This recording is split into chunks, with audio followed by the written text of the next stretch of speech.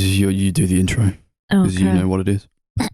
Cheese is a kind of meat. A tasty yellow beef. Hello, everybody. I'm going to let Max carry on from there. I wanted you to do it all, to be honest. Welcome to episode 103 of the Sunday Movie Marathon. Normal things, normal results. I'm Max, as we have aforementioned. I'm Cheese. I'm Beef. Coming off of a cracker of a week. Back better than ever. Ain't that right? Yeah. Woo! We were talking about Mighty Boosh and all those crackers back in the day when we were little kiddies watching things that made no sense. Yes, it still makes no sense. Yeah. So it's not even just being weird, it's really fucking weird. I wasn't watching Mighty Boosh as a kid. I feel like if I was, then my parents probably weren't doing something right. Yeah, I think I first watched it just before my teenage years, so like in your preteen times. But that's because my cousins were older than me, so I don't know, they were just watching it and they were like, oh, Darcy, you need to watch this thing. Chris's parents were showing him every instance of blackface in media and going, see, this is how it's done. This is how it's fucking done. And then they skipped the Mighty Boosh for some reason. Well, there you go, Chris. You was a moon. The moon? Who's got their phone on? It's you, Own up to it. Oh, was it me? That's me. It was Chris. I knew it was you little... It's because he's like... addicted. Just eBay telling me I lost something. You need to stop bidding on eBay. It's become a problem. Yeah. How are we this week? All good? All hip and happening? Yeah. We're all doing well? Yeah, I guess. We missed an episode. No, we didn't. We did the episode. And we then did it. God Everyone took it else away missed from an us. episode. Martin Scorsese himself came here and didn't let us have Scorsese it. came in and slapped the fucking hard drive out of Chris's hand and said, This will no. never see the light of day. Yeah.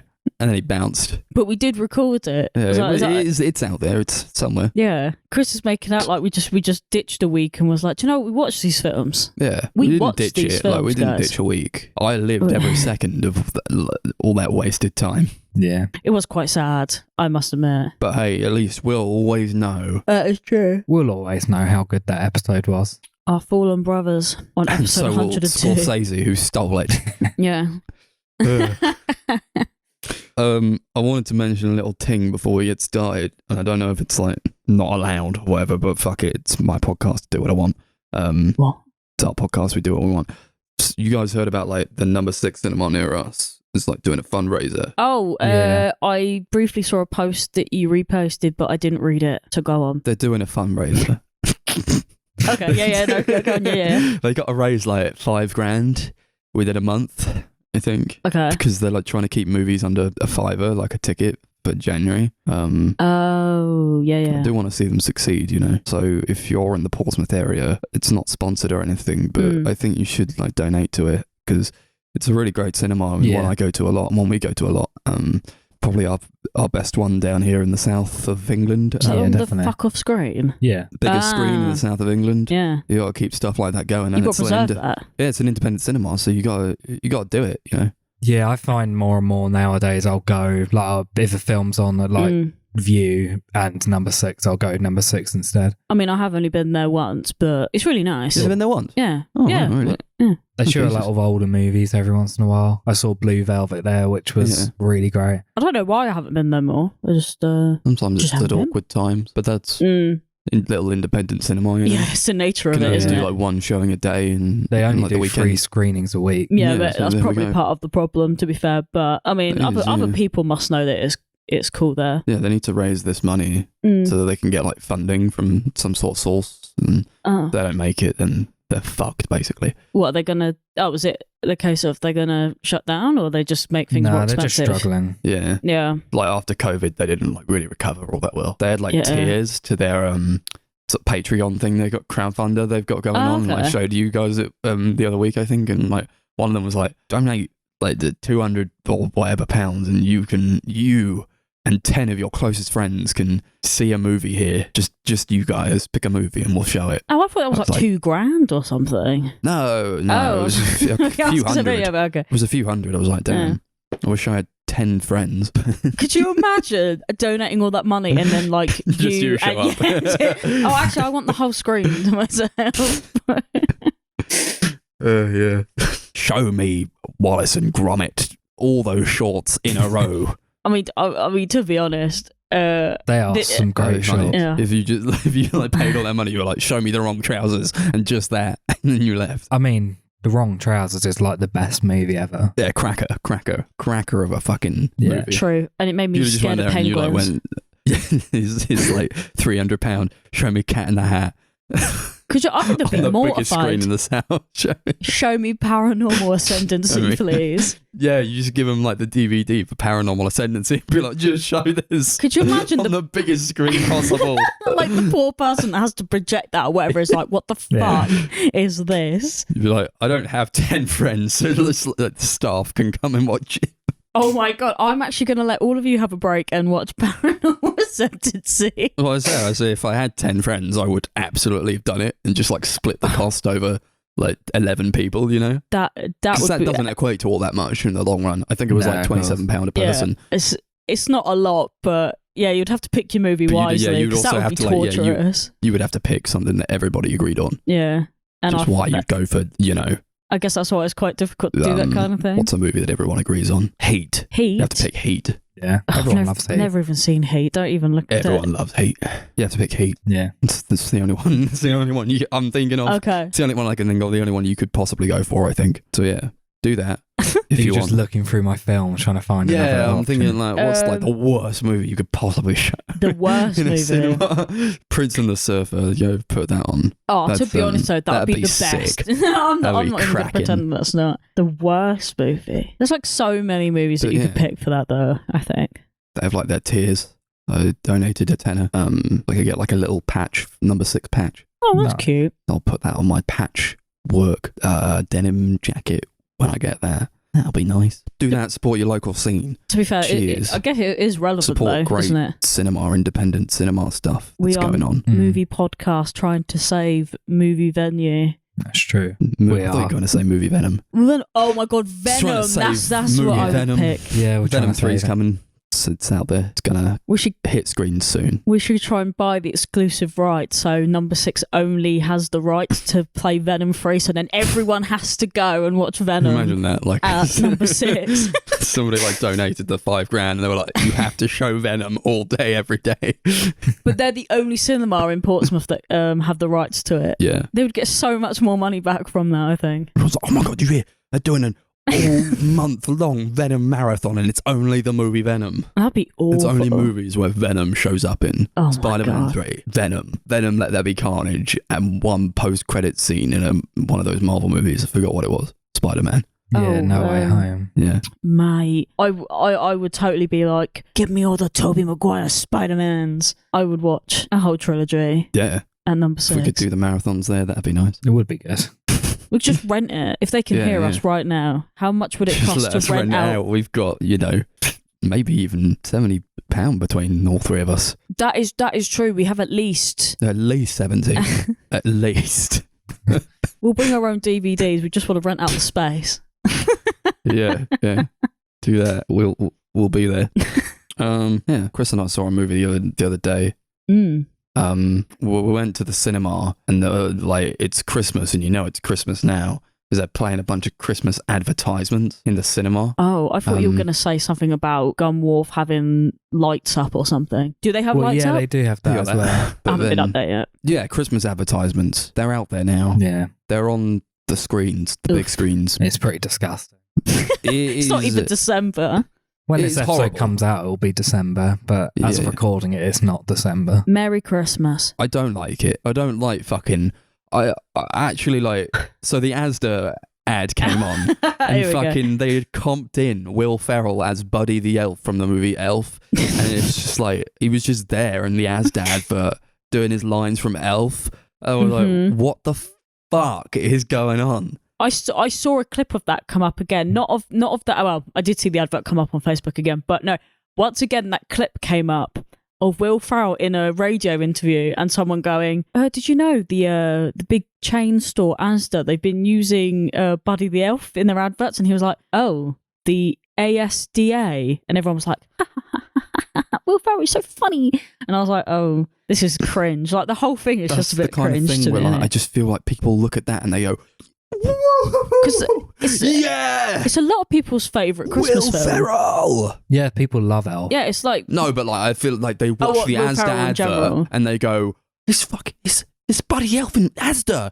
He's Yeah, of there. course. And everyone goes, woo! It made me want to kill myself. Yeah, I hated it. what were people in the cinema like proper excited when they There saw was it? people or- People laughing, chuckling away. Okay. They love it. They love this shit. Like everybody looks forward to the fucking John Lewis advert every year. I do. I'm not gonna lie. Do you know why though? Because it's the Dibby. I always look forward to seeing what Dibby they've got that year. It's what they want, Darcy. I never buy the Dibby. I just want to know what the Dibby is. They want you to feel, Okay. oh, what's the fucking John Lewis advert, Dibby, this year? What is it? I can't know. And everyone's like, woohoo! Oh, it's John Lewis adverts always make me cry. I'm like, suck it up. Be a fucking adult. Who cries at the John Lewis advert? Why are you crying Everyone. at fucking advertisements, you dummy? mean? No, I've never cried at a John Lewis Idiots. advert. These fucking idiots. That's pretty lame. I'm sorry if you're out there and you have cried at one of those, but it's a fucking Yeah, advert. get a grip. It's still Get a fucking capitalist grip. marketing at the end of the day. Please don't cry at these adverts. It doesn't make sense. But it makes so much sense that bloody Buddy the Elf is in a fucking Asda advert. I Right? actually thought it was real though. Well, let me It's tell like you what. that's like the fucking pinnacle of corporate cinema. I was like, it's just I saw it on my phone, right? And obviously, like, you know, I don't know. There's something about your phone screen not being able to quite match up to the levels of, you know, bigger screens. And I was like, what the fuck? How much did Yeah. they spend on getting Will Ferrell in it this hits advert? different when you're watching it on a cinema screen because it felt like Will Ferrell was kicking me in the face. I also heard it's because you can tell the quality difference in between where they've yeah. imposed him. Oh God, But I yeah. couldn't see it on my phone because it's just this big. It So probably doesn't help that I'm pretty sure that was a film shot on film, whereas this Yeah. advert's digital, so you can tell. There's like a Ooh. clear was it really difference. like proper I gritty looking? don't really like? care about like the quality of it. Yeah, it's like just that it he's was there at grainy, all. the rest isn't. Yeah, of I kind of understand why they've done it because you know people love the movie, but like, Oh my God, no! Maybe I'll see Will Ferrell at Asda. oh please, surely no, people not. aren't thinking that. Surely not. No, but it is like, oh, you like Elf, right? You like the movie Elf with Will Ferrell doing funny things and he sings and he screams loudly. You like that, right? Now he's in the Asda advert. We like Buddy the Elf too. Come and shop at Asda. Fuck off. I hate that, especially like one thing that really grates on me is I don't even hate the movie Elf. Don't get me wrong, I right? do. It's not good, right? But the thing I hate that movie. the thing I so hate the much. most about it is just the but then this is what Will Ferrell does in all of his films. Just the unnecessary screaming that goes on in the movies. Like, you know that bit everyone was like, Santa, and I'm like, oh, it's horrible. Yeah. It's the horrible screams of a love it. man-child. So they know when to laugh. Oh, he's just He screaming. just screamed. That's funny because he. Thanks, Will. So when you were in the cinema the other day, were there children in there at least, or like Yeah, there young- were actually a couple children sat behind So like us. so like is it okay because it's funny for them? Like were They adults weren't the laughing ones at laughing, this? it was Oh, adults. for fuck's sake! It's so out of touch, isn't it? Like Kids don't know Elf. I think they probably do. They're probably showing it by their parents. Yeah, no, please. Oh Or, no, I like, was gonna say showing it please at don't do school. that. We know Elf because that was our like time. Yeah, we were kids when it came out. I don't remember when Elf even came out. 2003, I think. Don't know. Yeah, I don't know. I just, to be fair, I was one of those people in school that like wasn't really into it, and everyone I knew loved it. I Like, loved it's their it when I was a favourite kid. Christmas film, and I was like, why? There's so many better when ones. it came out, I think I saw it in the cinema, had it on DVD. I loved it, and then like I watched it every year, watched it at school, and there just like was this sudden point where I was like, actually, I hate this film. Just like suddenly one day I watched it, No, and I was like, I what can't happened stand is this. one day you just grew up, Yeah, probably, and you went, yeah. fuck, this is actually terrible. But like, I still liked Will Ferrell. I don't even hate Will Ferrell. I think he's good in some things. No, neither do but I. Like Blades of Glory is one of the best fucking movies I ever made. love Anchorman. That's one of my favourite comedies. Anchorman is also really fucking funny, but I don't think he's the reason why it's funny. I think everyone he's else funny makes in it it. funny. I don't know. I've not seen these movies because I don't like him. Yeah, you definitely hate them, I think, man. Anchorman, Yeah. maybe not, because it does have like a big cast of other funny people. I just love Blades of Glory. Every time it's on the TV, me and my mum like clear the schedule. We're sitting down and we're fucking watching Blades of Glory. Like we watch it like every year at this point. These are movies I watched like back when I was a kid, though. Now I don't care enough to watch them again. Everyone's like, "This is the pinnacle of cinema. You have to watch it." Will Smith, Will Ferrell, he's on the ice. Oh, okay. He was on the ice. What sort of platform is Will Ferrell on this time? this time he's on a sleigh, this time he's on the ice, this time he's on like a desk. Oh, great. That's fair enough, to be fair. I mean, of course, they played other fucking Christmas adverts. Every time they showed a Christmas advert, I was like, oh, what other ones are there? I was like taking like hit point damage every time they show one. It was just cringe. I hate it. I hate it. Little Bear. Oh, yeah, disgusting. the Little Bear. I've seen that advert like 30 times. Yes, now. I They've have been now showing as that well, since like October. It's so lame. I didn't mind the Little Bear. He's quite cute because he doesn't say anything or do anything. Like, I get it. You have to advertise. You do. But I don't have to pretend to like it. Like, we all know what you're doing.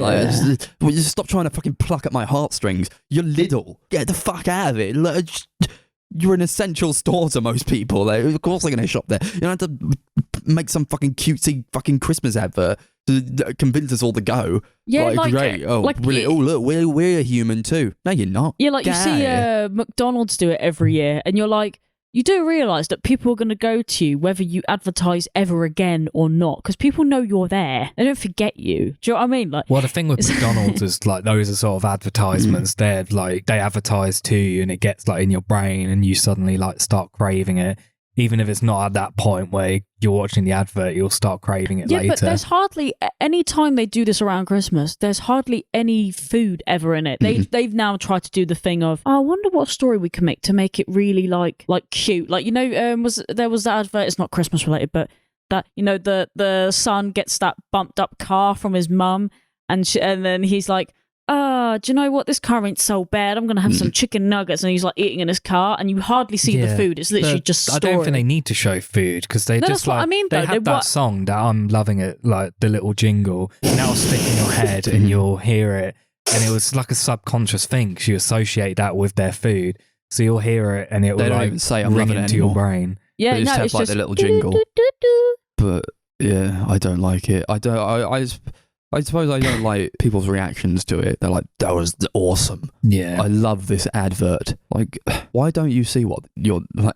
Can't you understand like what's happening to you? This is the one thing about like. Don't you understand what they're trying to do with these adverts? Yeah, like, I love that. That was great. Why it's clever marketing, because it's still marketing, but you're at the point where people are like falling for it, if that makes sense. Or they're like, oh man, that was such a cute advert, and you're like, that's what I wanted you to say, because then you're going to come down here. I don't even think it's that cynical. I'm just getting annoyed with it now. I'm fucking pissed off with it every time. I just like, I notice it so much now, just like looking around the street. You're like, there's nowhere you can go that you just don't have an advert shoved down your throat. They got fucking 5-second ads, 2 5-second ads, or maybe even like you got to watch 40 seconds worth of ads before you can watch a YouTube video nowadays. Like, who the fuck did that? Yeah, it's annoying. It's so fucking annoying. We got like 5-second ads. It's just like links to our declining attention spans. They're like, these people are going to only pay attention. The TikTok generation going to only pay attention for fucking 5 seconds at a time. We got to shove everything that we are in a brand down their throats in fucking 5 seconds flat. Otherwise, they're just going to press skip.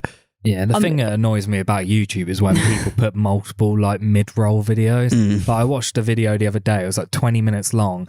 Within the first 5 minutes, I think there was like an ad break every minute or two, so I ended up turning it off because it was like 2 unskippable ads kept coming up every couple minutes. I hate to say it, but in my first year of uni, I learnt the very harsh truth about the fact that advertisements are everywhere, no matter where you look. Like, it's not even the case that because I can pull an advert from anything at this point, because that's what uni's basically shoved down my throat. Like, I'm looking at stuff, and we're brand endorsing everywhere. Not that people ever figured out, but I've just learnt to embrace it, because everything's an advertisement, no matter what you look at. We're getting further and further towards Blade Runner with every day. Yeah. I think so, mate. Back to the Future too. Like shit like that. And I think it's actually quite sad that we've gotten to the point where we just kind of like embrace it as this like daily commodity, but at the same time, you can't fight it, because it's a non-stoppable entity, really. Especially when you've got like phones every fucking on you 24/7. I just had to get a new phone. I don't want to get a new phone, but like, didn't it pop up to you? Didn't it like scream at you? I've had my phone for 4 years, which is not a huge amount of time, grand scale, but it like they're not made to last, are they? No. And I get like a pop up on my phone saying your phone is slow, like the apps are slow. Probably because your phone is old, or am I? Yeah, because you made it do that. Now I had to get a new phone. That is true. Well, I don't know. It pisses me off. I don't know how accurate or how frequent it is, but yeah, they do software updates every year now, so you get to the point where each year your phone gets a little bit. I held out as long as I possibly could with this phone. But then again, I had it since 2018. You could probably have that one for another 5 years, you know? I hope so, but they're not even built, 2018, they're not built, it doesn't really even seem that far away to me. No, but I guess the problem I was having is that I had enough space on my phone. I didn't have that kind of problem, but it's a battery issue, I think. Like the batteries are built to I have to carry around like 2 portable chargers with me at all times. Yeah, they're just not built for that. 3 of those things. It's insane. I can't believe it. It's horrible. It's not right. In 3 years, this next phone's going to do the exact same thing, and I'm going to have to replace it again. Yeah. It's just fucking annoying. Probably 2.5, to be honest. That's why anytime you get a contract where you pay for the phone, it only lasts 2 years. Mm-hmm. Yeah, because they know that the phone is going to end of those 2 years, you'll buy a new one. Yep. Yeah, I held out for as long as it was your 2 years is up. You can upgrade. I'm like, no, I'm not doing it. To be fair, I know a couple of people that would have done the same, but I think it's more on principle that it's like if it's not fucked. Yeah. But then I wouldn't be asked to carry 3 portable chargers with me at any point. So some people are just more resilient than me. I would have just been like, just give me a new one. It brought up that we went to the cinema. Did we want to talk about that for a little bit? Oh shit! Yeah, the we've movie. Been chatting about adverts and Christmas for 15 minutes. Because it's the stupid capitalist regime. Okay, what movie did you see, boys? Glass Onion, new Ryan Johnson flick sequel, sort of, kind of way to Knives Out. They call it Glass Onion, a Knives Out story or something.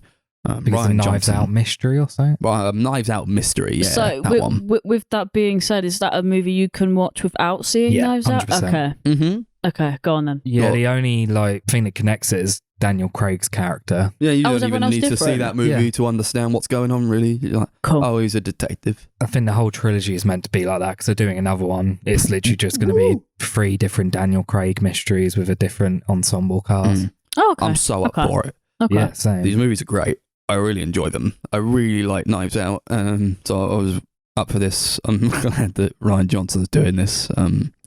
He's sort of found what he's... I kind of like all his movies, to be fair. I don't really think any of his movies are bad at all. Yeah, I love Looper. I think that's a great any movie. Of his movies. Yeah. Much hate as The Last Jedi gets, I still really like it. Yeah, I enjoyed that movie. You did The Last Jedi? Yeah. Wait. Trying to figure out which one that was. I was. Is that the one where they go... Where Luke dies?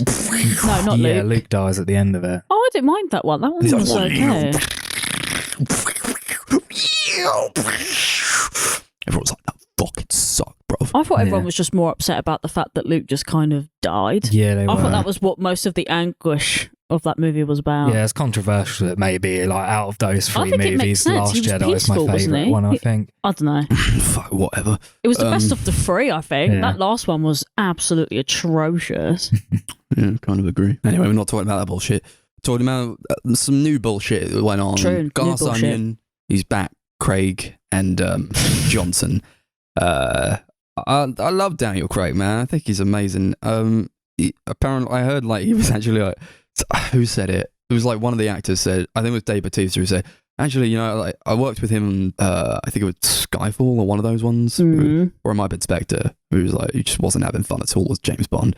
But he's just having the time of his life doing these Knives Out movies. Yeah. I think it really shows. He's a fantastic actor, I think. Yeah, I've never really rated him, but that's because I've only ever seen him in James Bond films. So maybe that's why. I think I've only seen him in James Bond and Knives Out, and I really, really like him in the Knives Out movies. He did seem to be a lot more animated. Yeah, that's actually the word I was looking for in that movie. Yeah, I think that's probably the character as well. Yeah. James Bond is supposed to be quite a stoic, suave, and, stoic, quite straight-faced guy. I like James Bond. I like Daniel Craig as James Bond. He is my favourite one of those. And I think he did a very good job as the character. But it shows, and probably more in... I don't even know if it shows, honestly, that he was not having a good time. Maybe in the weaker ones, but No Time to Die, I think that's a stellar movie. But you use so much energy from him in these Knives Out movies, and I think he's got like his Texas accent sort of thing, and he's really going for it. I really enjoyed like the first one, so I was like, yeah, what are they gonna do with this one to kind of make it different or like just change it up a bit? It is quite a bit different. I think it kind of unfolds in a way that you're kind of familiar with, though.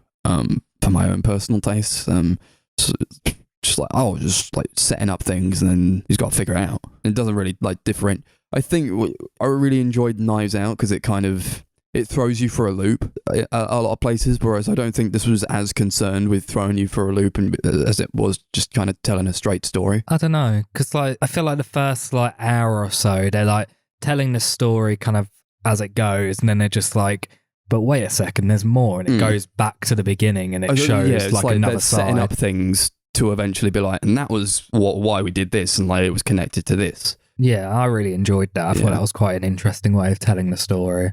Yeah, it was, for sure. And I like all these like new people coming in. You're always like afraid, like they're doing like something else. Like I really like those original characters and all the actors doing that. But I didn't really know that many of the people in this movie, though, to be fair. Whereas like in that first one, I was like, yeah, that's like all these people. You got Jamie Lee Curtis and Ana de Armas and all those crazy people. Dave Bautista, Kate Hudson, Edward Norton, and some others.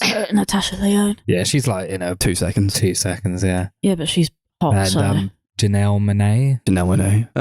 One of the main characters. These probably are very well-known actors and all that, but I didn't know they were. Who is that? I don't know. This is great. You got the glass onion, this big fucking dome, which I was intrigued as to how they were going to. I was like, glass onion? What's that? It's just Edward Norton's like palace. It was like, it's shaped like a glass onion. Like a giant onion. Yeah, it's like the whole thing pretty much set on this like big island that he owns. I've got to look up this giant onion now. I'm very like this huge dome on top of this massive mansion. All looks really good. Yeah, definitely. I think one of the pitfalls was probably that they set it in COVID, or I don't think they needed to. Yeah. What the fuck? They were like, we're in COVID, we're in lockdown, and Edward Norton is inviting us to his glass onion. We're going to go there, even though we're not supposed to. But like, it doesn't really matter that it was like COVID times, really. No. The first like 15 minutes, I think, it's like so much of it's just like loads of jokes about COVID and like following restrictions and stuff. And throughout that bit, I was like, I don't think I like this movie at all. I wasn't finding any of it really funny. Yeah, I found most of it cringy. I didn't really gel with the idea of them like tackling COVID. Like after spending like 2 years kind of stuck in it, I don't like a film putting me back in it.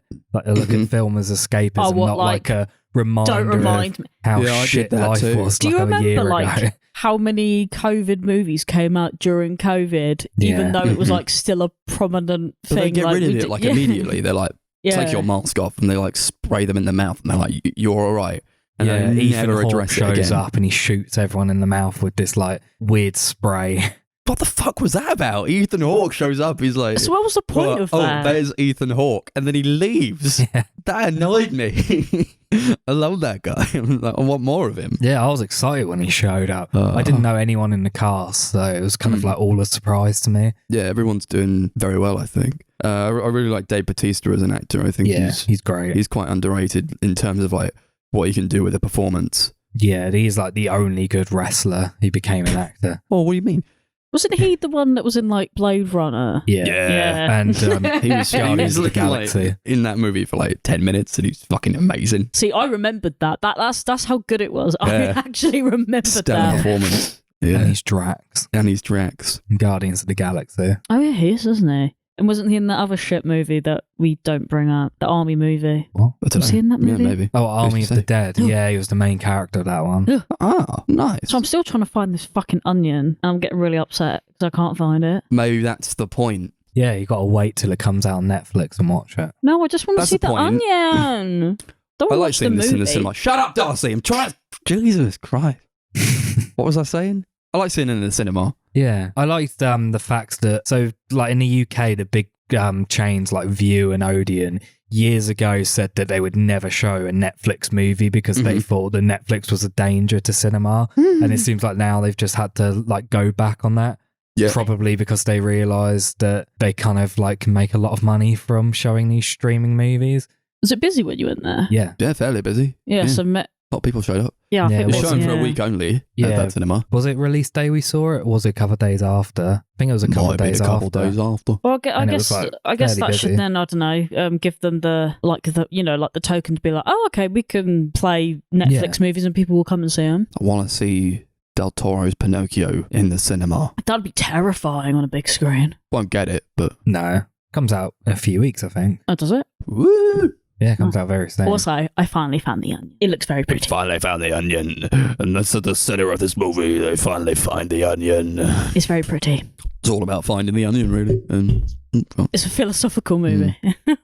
yeah, I think it's like trying to say stuff about quite fortuitous, or just like about like billionaires, and like there's a lot of conversations nowadays about like the Rich people, rich right? people, and a lot of movies that are coming out really criticizing all that. Yeah. This is kind of doing that a little bit. Not as much as like something like Triangle of Sadness, but it's definitely in there. Yeah, it's kind of satirical on like power, how people can like do horrible things, but if they've got enough sway and like power, they can kind of make it go away, make people forget about it and kind of carry on. I do think it's hilariously ironic that most of the films that bring this up are rich, successful people themselves. Oh yeah, Ryan It's so Johnson self-aware, is isn't it? definitely a baller. It's God, like, yeah. oh yeah, I know I'm rich, but I He's also not know I'm a going piece of so shit. hard in with it, though. I don't think.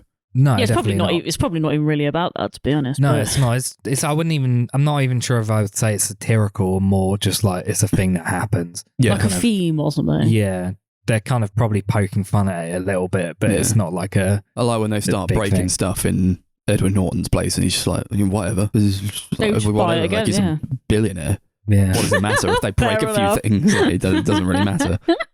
there's a bit I did find funny where he like go into like his big dining room and he's just got the Mona Lisa there. And he's like, France was struggling, so I bought it on loan. He just has the real Mona Lisa from That the is Louvre. actually fucking incredible. That would actually have had me howling. Do a really good job at like building tension in one scene with that, and it's like it's behind the glass shutter, so like every time like it could go off with like a hairpin trigger or whatever, because like it's so precious that like even if like a phone went off near it, it would like shut the glass so you wouldn't be able to like spill anything on it or whatever. Yeah, there's like a really tense scene where Batista's phone's going off like constantly. It's like getting loads of messages come through, and every time he gets a message, the glass just slams up. Not even anything like inherently tense or like jarring going on in that scene, but it was just like you kind of know what's sort of about to happen. Yeah, Because they're like kind of ramping it up with that glass being shut constantly and just like people talking over each other. It was really entertaining and like a really good way to build tension, I thought. yeah, definitely. Thanks, Ryan.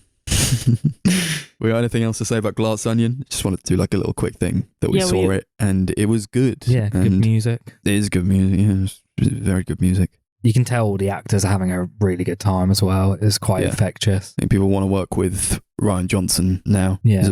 He's obviously a massive name, but especially after the success of Knives Out, he really like turned the tables with his own name. He was like, so few people can do that, I think. Yeah, after Last Jedi, he was getting like constant death threats. I think he still is from Star Wars fans, but like people hated him. So like the fact he managed to kind of take that hatred and kind of boil it into a movie. Yeah. With Knives Out, a lot of that movie, it does seem like it's very like self-referential and like satirical of that sort of thing. That is, and he's just kind of like basically reinvented his career, and now he's doing really well. That is so cringe. Not that he's did that, but I just think that get over it.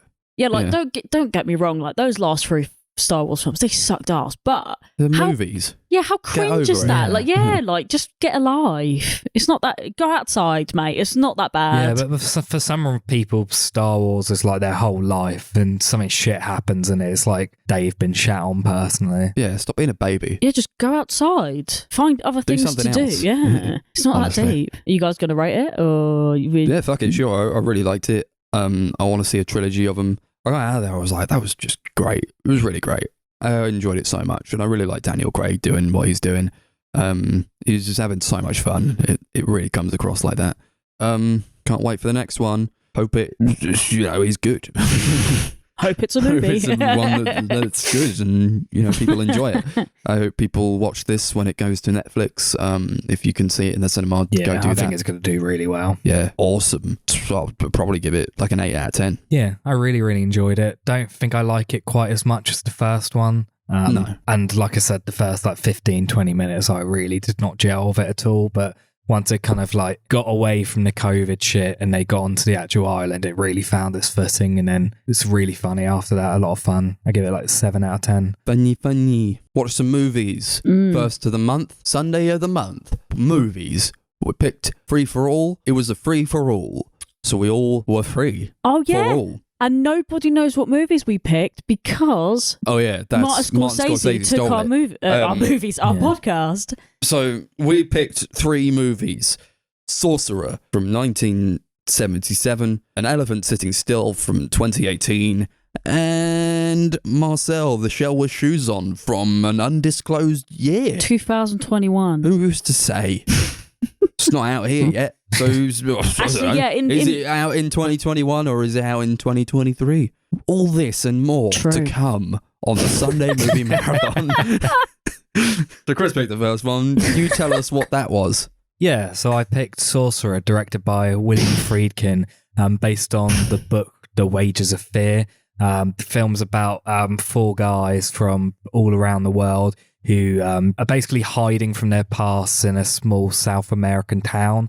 In this town, there's a huge explosion at an oil rig, and the oil just catches fire, needs to be stopped. So they hire these 4 men to transport unstable nitroglycerin around the jungle to get it to this oil rig so they can stop the oil from pouring out. Well, Chris, you could have fooled me, mate, because I had no idea what was happening in this movie. So thank you for disclosing that. Is that what was happening? Really? Wow. Yeah. Interesting. See, I was paying attention. This is a movie where nothing happens for the first hour, and then in the last hour, one thing happens over and over again. Yeah, pretty much. Let's be honest, that is pretty much what it was. It did a lot of setting up for little payoff. Very little payoff, actually. Although, that scene where the oil rig does blow up is actually fucking insane. I'll be honest, that was crazy. A lot of explosions. There was a lot of explosion and blood and death, and not very pleasant, actually, this movie, to be honest. No, it's not a pleasant movie.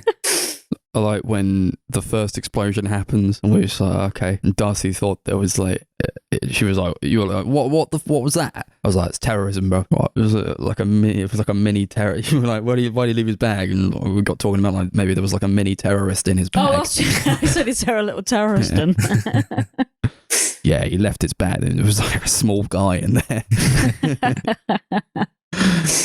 I think it's a movie that I got very little from, but everything about it was so high octane that it was like having a nightmare. Yeah. Well, I didn't understand what was really happening for the most part, but so much was happening. It was just going a mile a minute, and I just couldn't understand what the fuck was going on. It's mostly also because I didn't really care about what was happening, or just what these people were doing, because it did a lot of setup for the first hour, but didn't really care about what they were setting up personally. I think it's hard to kind of invest in what it's setting up when you don't know what it's setting up. Yeah, because they're just going from person to person. Oh, okay, we're following these geezers now. Someone in a car, and they have a conversation in a car, and he pulls out a gun and the car crashes, and you're like, okay.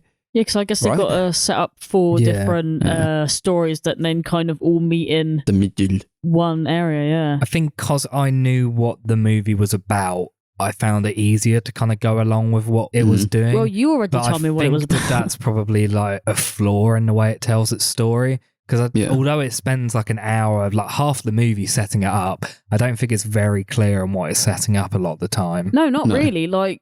Because you had told me what the movie was about, so I was waiting. Brand new information that for stuff to happen, if that makes sense. The setup didn't feel like what you were. Do you know what I mean? It didn't correlate in my brain. Okay, it's just the setup for it. Because you usually think that a setup's going to be the first 20 minutes, but then when it got to about an hour, I thought, they've actually finally started getting this glycerin like, shit on the wait, truck. Okay, we're in here. Act 2. We're This finally movie here. does in like an hour and 10 minutes what most movies do in 15, 20. That's why I Yeah. found it so confusing, because I thought, have I missed something Yeah. here? And then no, it just happens to happen like really late on in the movie. I think there's a way to do that very effectively, but I don't think this pulled it off. Yeah, I'm not sure Particularly. it did. I don't know if is that a fault of the movie, or is that like, I don't know, I felt like at one point we all went, do we know what's happening? And normally at least like one of us knows what's going on, but all three of us at one point were like, actually, I have no fucking clue what's going on. Yeah. And I don't know, that's never a good time when all three of us are like, what I the thought it was fuck? about greed, though, for the most part. Yeah. It was like the definitely. people who want, like, gotta transport this nitroglycerin so we can get 20,000 G's, baby. So I guess it was about greed, but like, I understood like what they were going for. But then it like I think it it's took kind of forever to tell that. I think It the did. original title, Wages of Fear, actually kind of like sums up the themes of the movie That really makes well. more that makes more sense Because to me. like though. it is about greed, but I feel like it's also is about fear. Like these people are afraid of like the consequences of what's gone on in their lives that they're running away from. They want the money so they can kind of start from scratch. They kind of want to start new and hide from that. Well, yeah, and then they're gonna make money off of maybe the potential of them getting blown to fucking smithereens. Yeah, but I think at that point they're kind of like, what do we have to lose? Like, So you're gonna be some pretty desperate fools to do that, don't you? They're kind of like, if we don't get this money, we're going to be killed by people anyway. So what's the point in Well, yeah, trying no, to... because my logic would have been, well, I'm dead either way, really. And hey Rather not ho, exert my energy. Yeah. hey ho, look what Kill happened. me now. And Well, as we see from the movie, they're dead anyway. Well, most of them, It's like succumb to the fear. they got shaky Yeah. hands, so they just drop that shit. No, all of them die at the end. Yeah, even the guy who Everyone actually dies. takes the nitroglycerin there, he gets killed by the people he's running away from. You don't like see it Oh, really. that's It's like what those was happening geezers at who the go into the end. bar and Yeah, he no, starts no, dancing yeah. with the lady. Oh yeah, they what was it? Infinity Warred it. Was it Infinity War? Was it Yeah, the that's one you what was I about? Yeah. Oh Because look, they were, they're like, dancing. It's Slow dancing and it panned out the window like in Endgame. Oh right. Endgame. Yeah, I was thinking, I don't think that happened in Infinity War. No, sorry, I couldn't remember what movie it was from. Remember in Infinity War where Thanos does the snap and he's dancing? I can't remember. I do you know what? I bought the Blu-ray for Wages of Fear the other day, or yesterday, by Henry Georges Clouzot, who's the director. I quite like them. Diabolique is a movie, Diabolique. Yeah. So I'm interested to check that out, see if it's sort of different to this, and if I get anything out of it. Because I didn't really get all that much Yeah. out of this one. I've heard that movie and the book actually has more setup. Like it takes even longer to set up before getting to... yeah, but does it Ooh, at least everything. I don't know make some sort of sense in I the don't setup? know. You know I've what I not mean? seen Like it. I've not read a the book. setup is fine if you're going to take me to believe that this is the setup we're going with. Does that make sense? Like I need to be reassured that the plot of the movie is making sense to me and not an hour in and go, oh right, now it's starting. Yeah. Rather than, oh okay. I think a lot of my enjoyment of the movie probably did just come from the second half of the movie, where it is kind of like they are transporting this nitroglycerin, because I think that's where William Friedkin's like talents as a director kind of show quite well. The scenes where they're like going over bridges and stuff and like trying to go through these really tight like roads without moving too fast, without like crashing or anything. I found those really, really tense, and I thought the editing and the directing was a lot of fun with them. Mm-hmm. I just found little enjoyment in this movie, but I know I wasn't meant to like enjoy it per se, but I think there's very little of me to be like, I don't know, I'm struggling to find things that I liked about it is basically what I'm saying, because I just didn't really like it at all. Quite like how uncomfortable it looked, like having Yeah. It was very stressful, or navigate yeah. these like really thin, narrow pathways, like especially when like the poster of the movie is like the truck going across that rickety bridge and in the it's rain. like a storm is brewing and the fucking river's going at 1,000,000 miles an hour beneath them. So like, they could just die at any point. And this guy's like trying to guide the truck and in front Falls of him, through almost the get bridge. killed, almost gets ran over. Yeah, he He like falls falls through. through the bridge. It's just like rain pelting down on him. Like this is just the most uncomfortable you could possibly be. Yeah. That's Mm. like, I think, the best scene in the movie.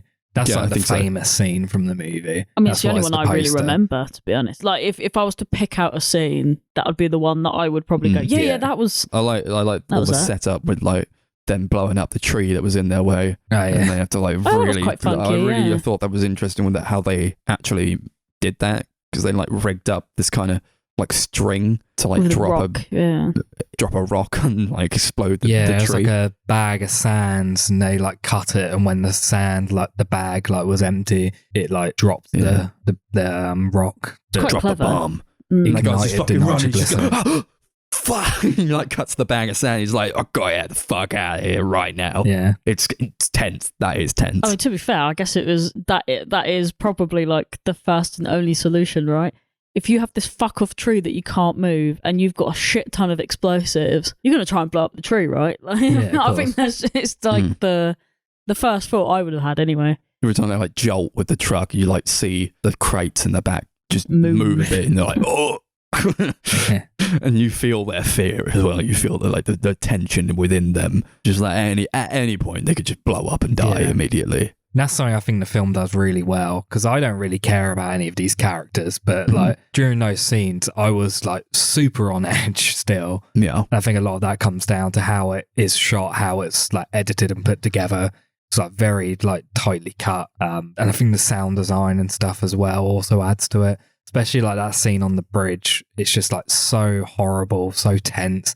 I love when that guy like falls through the bridge and like all the sound cuts out. Like this like deafening drop. I think it's great. Yeah, it's not even the end of it. It's like that guy in the truck. He's like, "Are you all right?" But he can't even see him, so he just like keeps going forward. Yeah. And like, he almost kills him. Ugh. Just don't get into this kind of thing. Yeah. Don't succumb to the fear. Oh yeah, and just like do I a said, cross like, country nitroglycerin run. it would have been easier just to die. Yeah. Yeah. It happened anyway. No That's what I point mean. in Like when we were sitting here putting the it other off. night watching it, I said, I'd rather just die. Yeah. I feel like this is so much effort. And then what happened? All that effort and it made no difference. Maybe that's the point. That's the I lesson. think it is the point. Mm. You can't run away from these things. Well, no, but I don't actually know why were they running away from them exactly? Did they owe money? What was I don't actually know what the... They all did different things. That's how the film Yeah. starts. It's like kind of like vignettes of what they did, what they're running away from. You gotta do this thing for us, or we're gonna come back and chop your hands off. No, I want my hands, they say. And then they die anyway, so just take my fucking limbs. Well, actually, don't take my limbs, but either way, I'm going to be dead, so it doesn't make a difference. Don't need my limbs in heaven. That's true. Need him to drive a car, though. Limbs in Heaven is a good song name. Thank you. And we're doing this one, Limbs in Heaven. Amazing. Do we want to rate it then? Yeah. Okay. Yeah, out of the 3 William Friedkin movies I've seen, this is definitely my least favourite. I did get a lot out of the second half of the movie. The first half, not so much. But I'd be willing to watch it again. Maybe I'd like it a little bit more. But I think I'd give it like a 7 limbs in heaven out of 10. 7 limbs in heaven. It's a pretty low 7 though. Mm-hmm. Yeah. I wouldn't watch it again because I just don't really gel with it. I like select parts, but I don't think it makes the movie entertaining for me all that much. So I would probably give it a 4 limbs in heaven out of 10 forever. Yeah, not for me. 4 limbs in heaven. Is limbs in heaven different to 7 minutes in heaven? What do you mean? Is it different? I want to know what limbs in heaven might be like. Just a thing that we made up. I just want to know What? the rules of our new saying. You want to know what limbs in heaven would be like? Sure. It's what happens when someone loses an arm. The arm goes to heaven, but the rest of them stays on earth. Loads of floating limbs around. Thank you. I just wanted to know. Okay, that's what it was like. That's what it's like. Okay. Yeah. Movie one that I picked was You okay? Limbs in Heaven. What the fuck? Yeah. Okay. Just completely fucked me up there. It's a movie called An Elephant Sitting Still. It's from 2018. It was directed by Hu Bo. And it's Chinese, and it's 4 hours long. We watched it all in one single sitting with an intermission because it's split over 2 discs on the DVD that I own. So we, had a coffee and a piss and then got right straight back into it. This is a movie. It's about some people. They're just going around. Everything's happening to them. They're not really having great lives. No. Some of them, they owe money maybe, or like there's like a guy. There's a girl who's like having an affair with her teacher. There's one guy who like a bully thinks that he stole his phone, and he pushes the bully down the stairs, and he's like, I'm on the lam from the law. There's one guy who's old, so I guess that's his deal. He's going around. His children are like, you got to get out of here, Pop. You can't live here. He's like, you're not gonna take me to the care home. I'm staying here. This is my apartment. Too right. Yeah. It's a sad movie. Oh yeah. Yeah. Like the director Hubo, he killed himself after he made the movie. So I suppose that's something you should know before you watch the movie. I think that's what I knew when I watched the movie the first time. I've seen this movie twice now. How? It's 4 hours long. It's 4 hours long. It was long. half an hour longer than mine and Darcy's movie combined. And somehow, we fucking watched that. We trooped. We watched it. So yeah, he was 29 at the age of his death. And this is his only movie. Mm-hmm. This is the one he's best known for. But he was a novelist as well. So yeah, obviously that's one he's best known for because it's his only movie. So I think this is like it's quite dour and quite bleak, and you sort of viewing it through the lens of this, you kind of understand maybe about how he was feeling or like how he saw the world. Because there's a lot that characters say in the movie that like it feels like a reflection, doesn't it? You understand like what he felt about the world, and it's just like a lot of it I don't really agree with, but I don't think that makes the movie bad at all. It's just like it's more of an insight into how he was feeling. Isn't that like because it doesn't matter if we agree with what they're saying. It's more of a someone really like. I understand that, like movies and stuff like, like form of expression, blah, blah, blah, whatever. Like, just because you have someone kill someone in a movie doesn't mean you actually want to go and kill people. But like, if I had watched this movie back or had been in this movie, I'd been like, I think someone needs to go and speak to this guy because like this script is fucking bleak. Like there was not 1 ounce of joy in this fucking movie apart from that one joke that was told in the elevator. And it was the worst joke I've ever heard. And what was it about? Death. Yeah, but the guy liked it. Oh yeah, he did. That was the only time I heard anyone laugh or smile or do you know what I mean? Like, I don't know. This film kind of feels like a suicide note. It does. Yeah. I think. Do you know what? Maybe in a really fucked up kind of way. I guess maybe it was just a way of getting it out there without having to tell anyone how he was feeling. Because it was it's there. It's laid out, mate. It's fucking there. I think when we were watching it, I compared it to David Bowie's Black Star. Where that album is clearly about him dying, but without saying when you listened to it before he died, you didn't really think about that. Mm-hmm. But as soon as he died, it like completely recontextualized the entire thing. And I imagine it would be the same if you watched it not knowing that the director killed himself. I feel like you'd probably get something completely different from the movie, but knowing that he killed himself, it just completely recontextualizes the movie. It changes how you think about everything that's happening. Yeah, I honestly just felt like a lot of it was just inner reflections of him just being like, I'm going to tell this bleak view of the world because this is how I view it through these characters, because then no one can question me because it's just through characters, don't you worry. I didn't like this movie when I saw it the first time. I thought he was like taking the piss. Oh, what? Because it's that... It's so long and like it's so dour and just like next to nothing happens. I felt like in the first time I watched it, I was just like, what the fuck was that? Like, I mean, I'll be honest, did anything really happen though?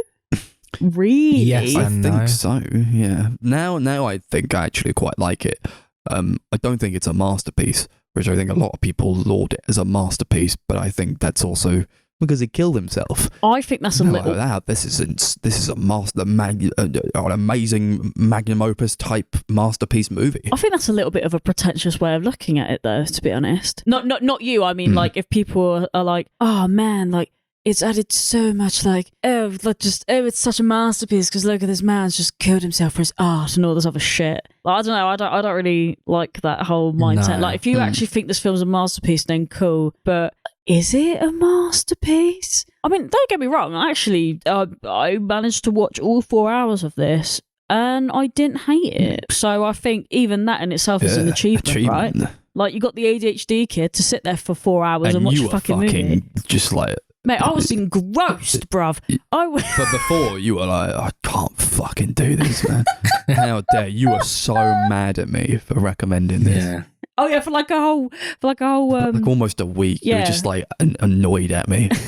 I'm making slide jabs at Max all the time. She was like, we need to pick something to take revenge on the next free through. My great master. Well, what do you know? It's actually you quite liked it. So my great master plan. But yeah, no. To be fair, yeah, actually, because I think it sounds really bad, but I think a lot of why I liked it was because it had the Hollyoaks-esque kind of soap opera drama to it. It was so intense, like that bit where fucking Lynn goes back and gets that fucking little metal bat and she's like, whatcha? You ever seen me on the edge of my seat chair before? No, you fucking haven't, and you'll never see that ever again. I really like movies that are structured like this, like the interwoven sort of story. Like it reminded me of Babel a little bit. Babel, that's one of them. Paris. I mean, I really like those sort of movies. I was gonna say that when we were watching it, but I was like, well, the only actual similarity to Babel was that they're 4 people that just kind of like are connected in some way. Otherwise, it's not really the same thing at all. That's what I mean. I really like that structure. Yeah. Same sort of goal within all these people. I quite like it. I feel like it's something that's really difficult to pull off, but when it is pulled off, it can like be really great. It took a long time to get there, but like the weird thing about it though is that luckily, because they split it onto 2 discs, it doesn't feel as long as you'd think it would feel. Like like literally the whole time I was thinking, fucking hell, 4 hours. But then by the time like the first disc finished, I was like, okay, give me a minute. You know, you do your little toilet break, you get a little biscuit and you go back on the run and you're like, it's just like watching another movie afterwards. It wasn't really like all that bad. Although I'd say the last 15 minutes or so, I was ready to clock the fuck out. Like, I was not with it anymore. Amazed you got that far, to be fair. I know, right? It was that's the thing that I always get to like the end of something and I know it's nearing the end. So I think I subconsciously go, all right, better finish now. And and that was a shame because the last bit is the most satisfying bit because you hear the elephant in the back and I was like, I want to see the elephant, but hearing the elephant was good enough for me. This whole time Darcy was like, where's the fucking elephant? And I knew what was happening. I knew what was going to happen. I'm like, this is not going to unfold in the way that maybe you would want, but I hated that ending. I hated that ending the first time I watched it. I was like, oh, fuck you. How dare you set up this fucking elephant and like barely pay it off. But this time, I enjoyed that ending a lot. I think that was the little glimmer of joy that this movie actually had, to be fair. And sort of just this interconnected loneliness of people. I think it's exploring loneliness within other people and something that's like, it's weird that it's so intrinsic in human beings to feel some sort of sense of loneliness. But like you just know that everybody else sort of feels the exact same way. So like, it's weird, isn't it? It is quite strange, but like how they kind of come together at the end, and like there's like this big thing about like that old guy says you can go anywhere you want, but you'll find nothing different here, and that's like certainly something that spoke to the director's mindset it must at the time. Have been, yeah. But then the young kid, he's like, well, let's just go take a look. We'll see the elephant in Manzuri that sits still, and that's like this whole like through line, just like people going, I hear there's an elephant in Manzuri who just sits still. I want to go and see that elephant. Yeah. And it's like, it doesn't really matter if there is or not. It's about going to see or like trying to get out of some sort of despair or loneliness and trying to find something that's worth being alive for. That's kind of why I liked the ending, actually, because it was, like I said, it was that was the only glimmer of hope I found in this movie. Was like, oh my god, they all went together and they heard the elephant, because obviously you don't see the fucking elephant, but they heard the elephant and it was great and it's real and there's hope and it's an elephant. Oh, well, maybe because it was the elephant, I got so excited. But then also, I just like the fact that they were playing kind of hacky sack. Was it? Is that what it is? Yeah, they were kicking around beanbags. But and I know this is such a weird parallel to like draw from. But it kind of reminded me about, you know how in World War II they stopped war for a bit so they could play football on Christmas Day. For some odd reason, it reminded me of that because it was like all this bleak shit's happening, but then this little bit of happiness was there in even like a little moment. lonely people come together and they just have fun, or they like make the find most of something what in they've like other people got, to get from community. I really like that last scene or like that last shot. It's like it's quite sweet. What, like 5 minute long, just still shot of them playing. They're like, oh, you're like, they've stopped and they've all got out and they've basically got to Manzuli, but like, there's nothing there really. But they're just playing with each other, and that's like really nice. I think. Yeah, and then you just hear the elephant screaming in the back. Well, he's not screaming; he's just making his. It's a cathartic noises. moment, I think. Yeah, that's what I mean. It was like 4 hours of piss and misery, and then you hit this beautiful little elephant. And you see them having a somewhat nice moment in the little sunset of wherever it was the fuck they went. It's like Hubo saying, like, there's something out there, but I can't see it. I think that it's so sad that like it got to a point where he was just like, sadness is too much.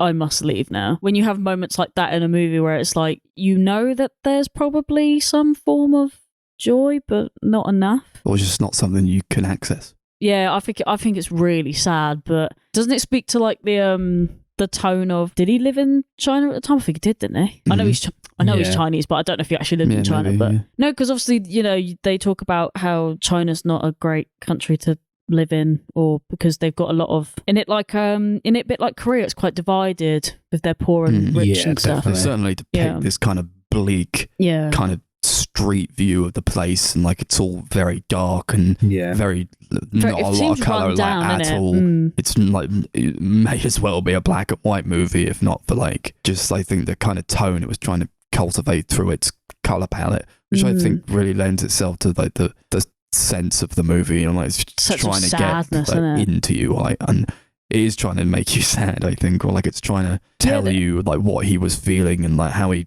kind of saw the world. It felt like there was also this is gonna sound really weird because you don't see this in a lot of movies that much anyway, but to me there almost felt like there was no comforts, so to speak. You know, like when you're watching a movie and you see people like in shops and stuff, at least there's like other people and there's commercialized like products and stuff. Like I don't know, it's a weird thing to say, but like, you know, you go somewhere and you see like Ariel like fucking washing up detergent or whatever. I'm just like, oh, look. There's something that I can relate to, or like there's something that makes me feel at home. But there was such a cold movie. Yeah, even when they're at home, even when these characters are at home, it's just like bleak, it's so like downtrodden. There's like no light in. There's no light in there. It's a lot of like really dark shots, which I didn't like the first time, but now I quite enjoy it for whatever reason. I think it's all natural lighting. Yeah. I think it's just you. I think when you watch it again, I guess you just appreciate the real commitment to the sadness. Like a lot of like really long shots that they're doing, just like you go through houses or like through streets and just like watch people talk to each other for ages. Yeah, I'm still waiting on that 18-minute shot, and if it was that tunnel shot, then I did not feel it. I did not feel that 18 minutes whatsoever. It really went by quite fast. It must have been that though. I think it was either that or like the shot towards the end where it's like him like interrogating the guy, and like where he's like, my brother's dead and that sort of thing. Do you know what? I feel like that felt more like 18 minutes to me. That felt like ages. That was like a shot that moved into like, it looked like 2 or 3 different shots, but I think it was just the camera moving. Yeah. Maybe, because that felt to me like a lot longer, but maybe that's because once again towards the last couple of minutes of the movie I was feeling it. It dragged, like I felt it, but that's not because I didn't like the movie, just because, you know, after a couple of hours I naturally just tend to clock out of anything to be so gotta really try to be invested in this one. You're like not invested, but like you really, there's not a movie you can just put on. Oh no, not at all. You have to be prepared to watch this. And I think do like ab crunches beforehand, just like fucking gun it at the gym, and then you're like, I'm ready, let's go. I just feel like a lot of people, especially a lot of people I know, would never be able to watch this because of just the sheer like length and things of it alone. I mean, I'm glad I watched it more on the basis of like, I want to put it on my CV now. Sat through 4 solid hours of Chinese movie. I watched an elephant sitting still in one sitting. I am the poster child now. Like I'll do TED Talks at like schools and be like, you can conquer your ADHD. You can watch an elephant sitting still just like me. I'm cured. This movie cured me. See, now you're not mad at me for recommending it. Do you know what? I'm actually not mad, to be fair. I think more now than anything else. I feel a sense of achievement. I actually do. Like, as stupid and as lame as that sounds, I feel a sense of achievement finally for being able to sit through and watch that. So I was like, oh God, one of these days I'm going to watch the Godfather movies. I thought, they're 3 fucking hours long. I'm never watching that. Darcy, you got to watch this film for the podcast. Oh, if I've got to do it for the pod, I guess I'll give it a go. Just one of the bleakest movies you could ever watch. And then, like, right at the end, there's like the slightest bit of catharsis. And then you just, like, it ends and you're like, yeah, I did it. I watched it all. Just wait till you watch the Godfather movies. They're really bleak and they don't really have any, like, happy moments. Yeah, but they're a little bit shorter, so not by a lot. No, but apparently it's enough for me. No, I actually quite what's the time? I'm not looking for, like, is it subverted? Maybe my expectation. Maybe I didn't actually know what to expect from this. I was trying to explain to Max and Chris my vision of what I thought this movie was going to be like, and Max was basically saying what you thought it was going to be like the Apu movie. So I was like, yeah, kind of, to be honest. I thought they were just going to be out in, like, the fucking rural wilderness looking at elephants and shit.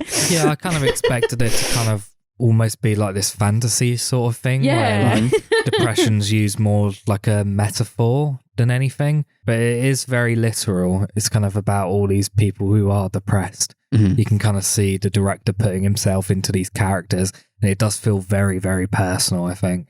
Yeah, I like that it's all in, like, the city most of the time. Yeah. With just so many people there. But you do feel this sense of loneliness, and it takes kind of an expert to film a movie and make it look that, or like feel that loneliness that you want to imbue in it. Because, you know, we all live in the city, but like sometimes it can be like you're just really lonely and you just walk through and you don't know anyone really, but like everybody's going about their separate lives. I like how they kind of shot interiors where like people would be in their houses or their flats with their families, but like they would show them, they would like kind of split the screen with the scenery. So like one person would be like looking through a mirror, and then like Ling would be like looking in the mirror, but her mother would be like in another room. But like, you could see them. That both. shot was so good. I love that shot. Amazing I feel like you get a little bit of a hard on for those kind of shots, don't you? Where like someone's in the same shot, but they're not actually in the shot. It's like Any shot that's creative. Like it's thought through, right? Yeah. Yeah, I love shots where you can tell that they actually thought about like the purpose of the shot, like the positioning of the characters, how everything is like angled and the blocking. Expert blocking. Yeah. I really love the sound design as well. There's so many scenes where there's like no dialogue and it's just like kind of all like the atmosphere of what's going on, and it's so loud but there's not really anything happening. And I think that just kind of adds to like the melancholic loneliness, because it is just kind of like it's just noise. Forget about the sound design though. We're going to talk about the bopping music that was in there. Yeah, the music is really great. Mwah. I want an Elephant Sitting Still OST on a CD or a vinyl, whatever Chris on vinyl player.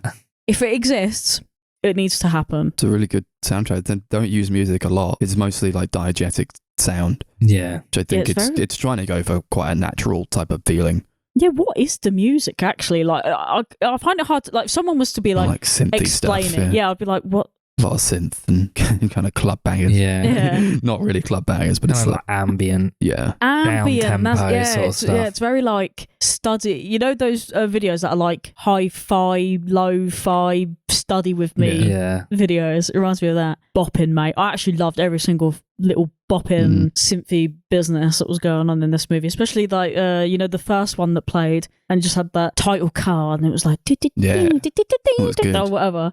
I was loving that. It was bopping. It sort of like set up the characters and they were like, boom, an Elephant City Still, this is what the movie is. And it's like half an hour into the movie as well, I feel like. I don't really have a problem with that, to be honest. But at least that setup didn't take half as long, right, in a 4-hour movie than Sorcerer did in the hour and a half-ish.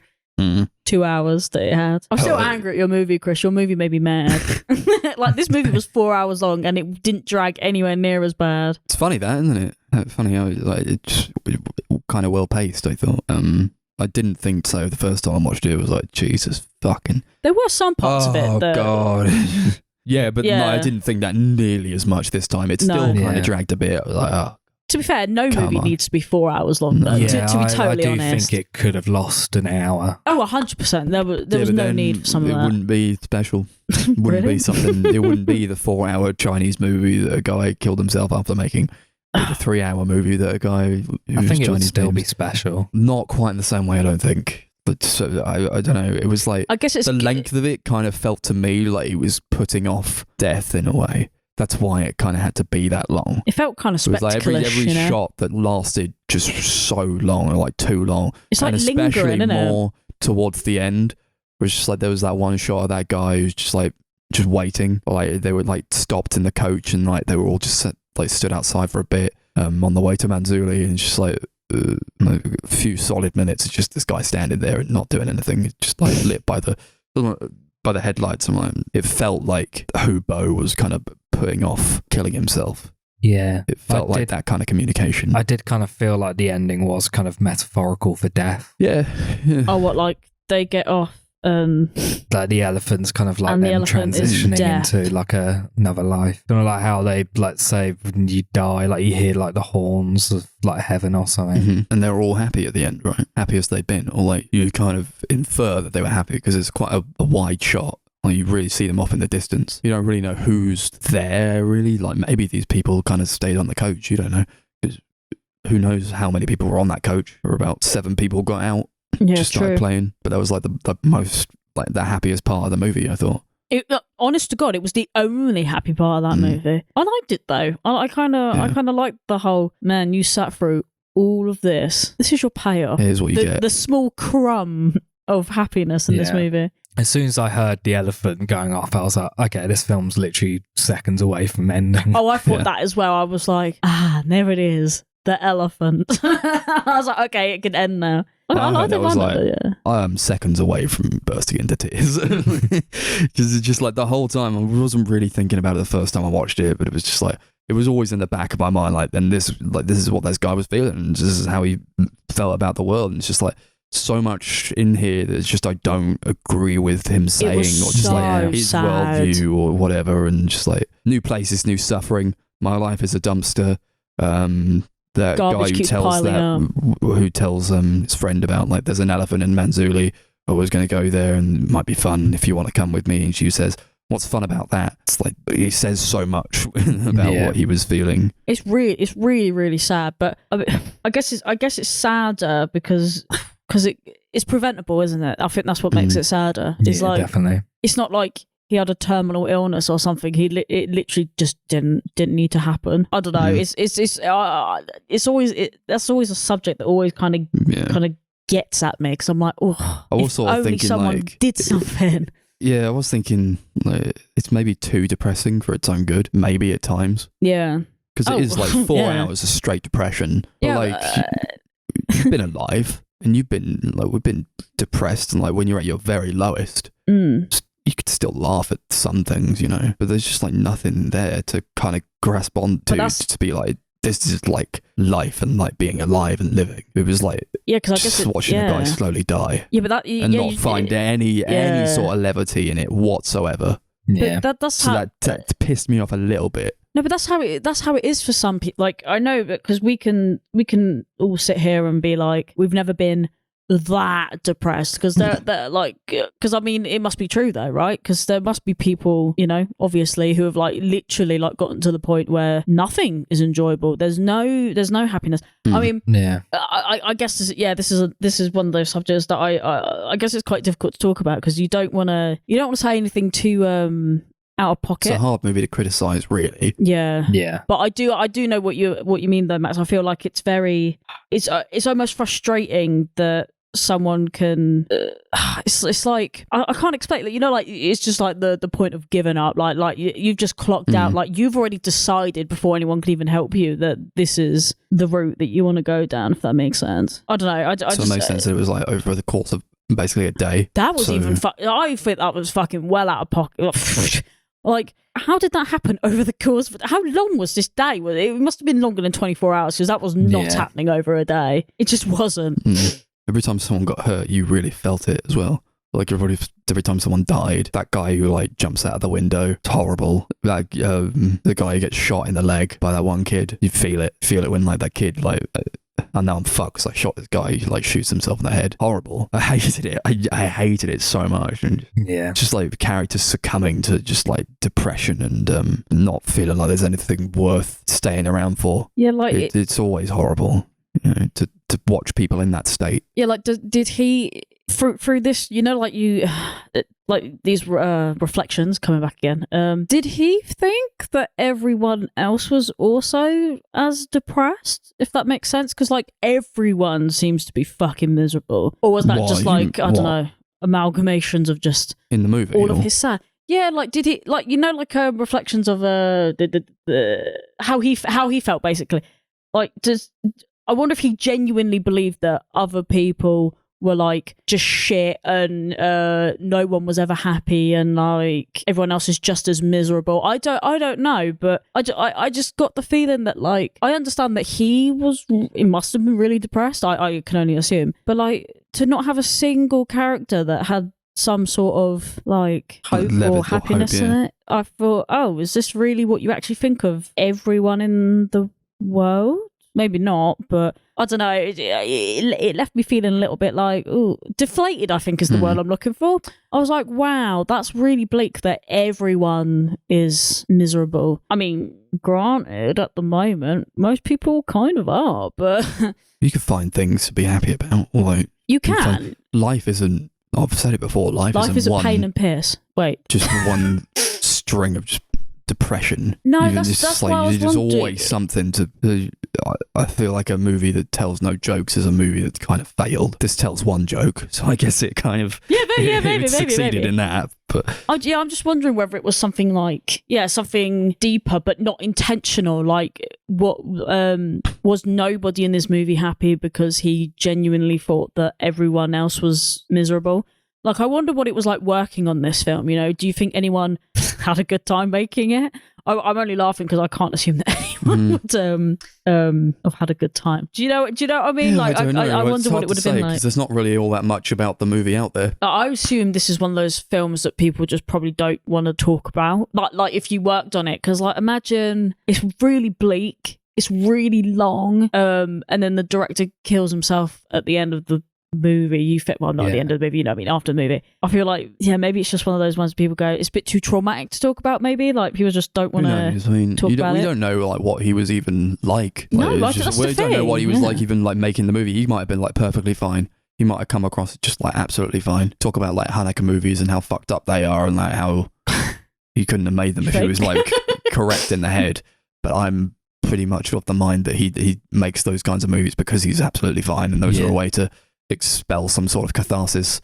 Who's to say he made this movie and he was like, fucking thank God. Yeah, they always say like, I've heard loads of like critics and stuff say that the nicest directors they've ever met are like horror directors.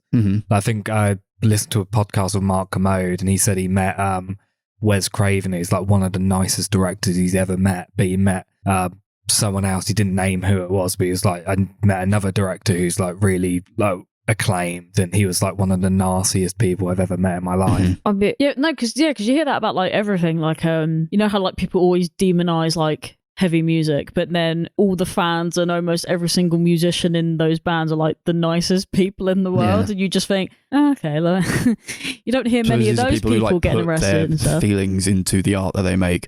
Whereas some people don't do that or they don't channel how they feel into the art that they make, or like if they're feeling bad, they don't really try to express themselves through that. They just make a movie. So there's no outlet for them. Yeah, but that's the point of art, is to express yourself and to express those feelings. Yeah, no, which is part of the reason why when I was watching this, I was getting the whole like, I just wonder if that's actually, I don't like. Obviously, it didn't help, I guess, but you know, like sometimes, you know, you'd think you'd get an inkling of, I don't know, it's hard to explain, but like you would think after doing it, you'd been like, oh, okay, I've gotten some of that out.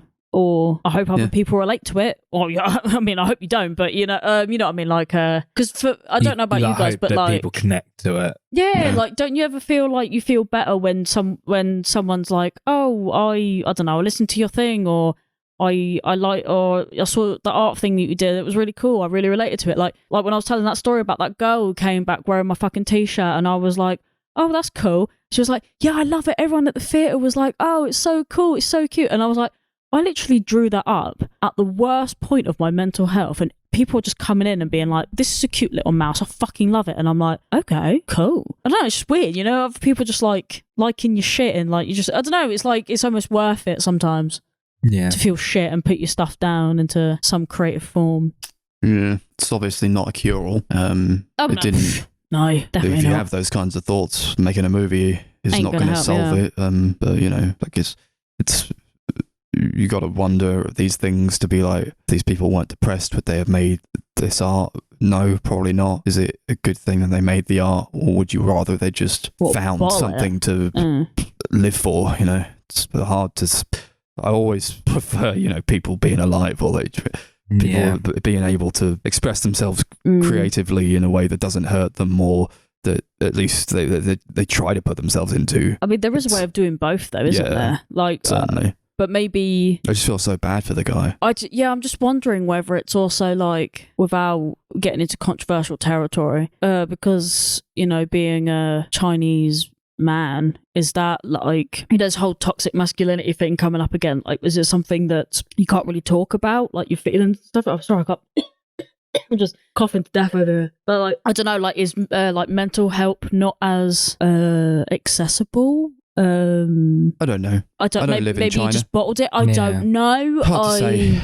I'm just wondering whether it was like, I know you just isolate yourself. I don't know. This is an isolating kind of movie. It feels like he's clearly not really angry or anything. It's just like pure melancholy, really. Yeah, there was like the only feeling is just defeat. Really. Yeah, defeat is the actual feeling. This is a defeating movie. Yeah, like, yeah, there's like no anger. It's hard to watch, and it's hard to kind of talk about, really.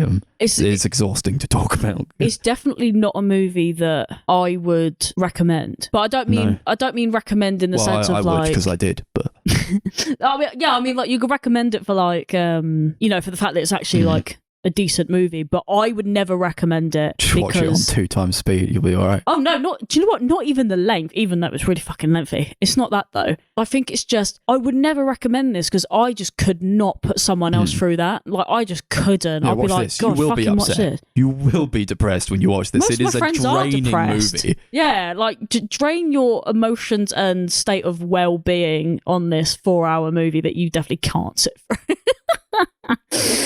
But I mean, somehow it made me feel better though watching it. A weird thing to say, but a lot of these, when I see things this dour and this sad, I kind of thank my lucky heavens a little bit that I don't feel that way, which is a horrible thing to bring up. But don't you guys ever feel like you go, oh, at least that? Yeah, you feel the kind of. You feel gratitude that you're in a better place than that mentally. Does that make sense? Do you ever feel that kind of gratitude? I don't really feel that way personally. I think it's more about like connecting with who's making the movie, or like kind of connecting feelings that I've had before with like. Yeah. I'm never being like, oh, thank God, I don't feel like that. It's more like I have felt like that to a certain extent, but it's never been this bad. Or like, I understand. It's like the human condition, you know. I'm just trying to understand people more, or just like trying to understand how we're not all that different to each other, and if it's more about like how I can feel a sense of community from watching these kinds of movies, or like feeling like I've sort of felt that way, or like maybe I could connect with those people. That's kind of what I meant, but yeah, no, it's kind of like it's relatable because you can see yourself at a time where you were kind of like this, or you felt quite down, but then the slight gratitude that you're feeling, not better, because I don't want to be like, oh, you're better than that, because that's not what I mean, but it's like it's actually really hard to describe what I'm trying to say, but it's somewhere between what I'm trying to say and what Max has already said. Yeah. It's like you get the sense that you felt it and you've been there before, so there's a lot of empathy in there. But then you're also in a place where you can appreciate where you've come from and where you are now. Yeah, some of this fucking stuff is so hard to talk about because I have like the explanation depth of like a fucking puddle. Like, I literally cannot explain myself for shit. Well, at the end of the day, you can only say what you You got out of it, I suppose, or like try to express how it made you feel, I suppose. I know, but that's all right. That's part of the reason why, like, I think a lot of people understand what he's trying to say. Like I think that's part of the reason why I guess a lot. I don't know about you guys because obviously you guys are creative individuals, but like. Yeah, baby. I obviously struggle so much to say what I'm thinking that sometimes when I'm doing like my art stuff and I'm just spewing fucking like words on a page for no fucking reason, like my artworks when I'm doing that are just shit. They're literally just I just handwrite whatever the fuck I'm saying and I just post it, right? And I think that is the only way I can get it out is if I'm just like, I'm just creating something for the fucking sake of just trying to get it out because I don't know what I'm trying to say or what I'm trying to get out of it, but it's just there. Well, some things you can't really say, right? There's only so much you can communicate through words. That's why people make art, to like try to get something out there or like trying to cultivate some sort of a vibe or like is what I'm sort of feeling or like can't really put it into words. Yeah, it's almost like screaming through something else. Like it's so... Like sometimes I wish I was a bit of a musician, right? Because every time because I fuck music is great, right? But I don't have that capacity. Music. Like I do not have the capacity to write lyrics and make a song. But I always feel like every time I go on like a rampage or something, it would make a great fucking song or a spoken poem or some shit, but not a piece of artwork. Because because I'm just writing stuff. I'm not actually creating any images or anything. Like dispute music, just scream over music. No, they do the vibey ones where they're like, doo, doo, doo, doo, doo. I was walking down the street one day. Diana was there and we went for coffee. Just buy a drum machine. I fucking love them. If any member of that band ever hear that, please make Diana in the coffee shop a song, please. Yeah, I don't really try to pick it apart too much. If I'm writing like a song or I'm writing lyrics to a song, maybe you just write it down. You know, maybe I'm you not just trying to think about like, oh, this lyric means this and this means this. It's like if I could explain what it was about that succinctly, then I wouldn't need to write it, right? Yeah. Oh yeah, no, that's I mean.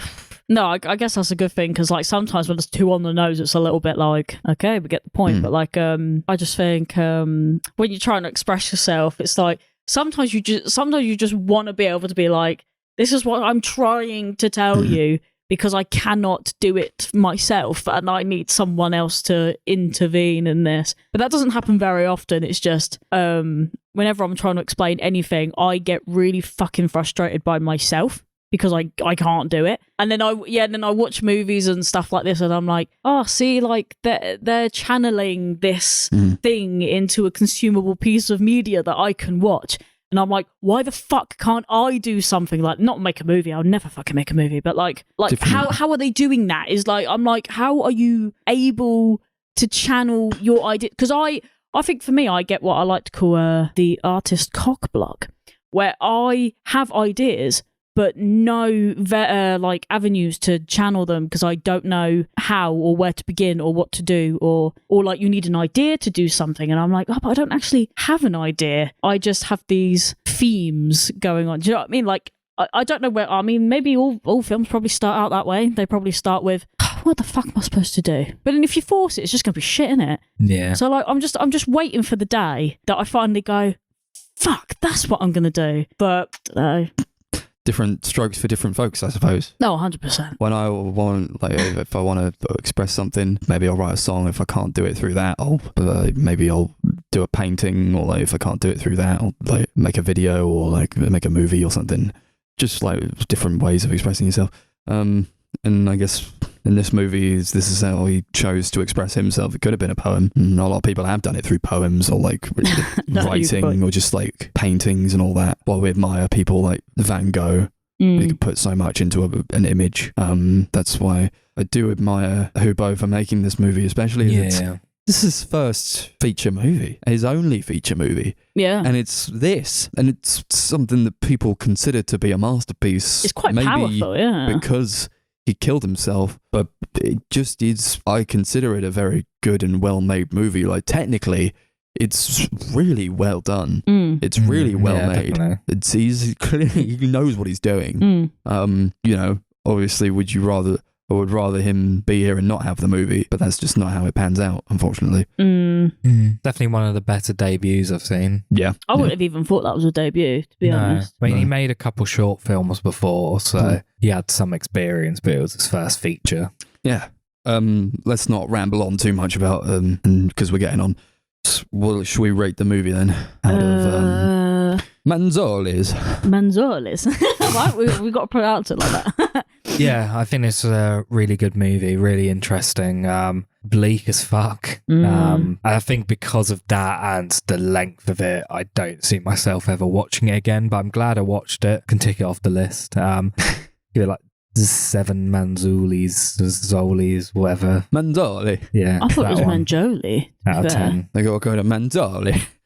Sounds like you're making a pizza. I like it. I'm amazed I've watched it twice, but I'm happy that I watched it twice just because I now like this movie and I didn't expect to like it. I was kind of choosing it as a prank, but I actually ended up really enjoying it. Or like, maybe enjoy is not the right word. True, enjoy is not the word. I appreciated it a lot more. I'll give it 7 Manzalis out of 10.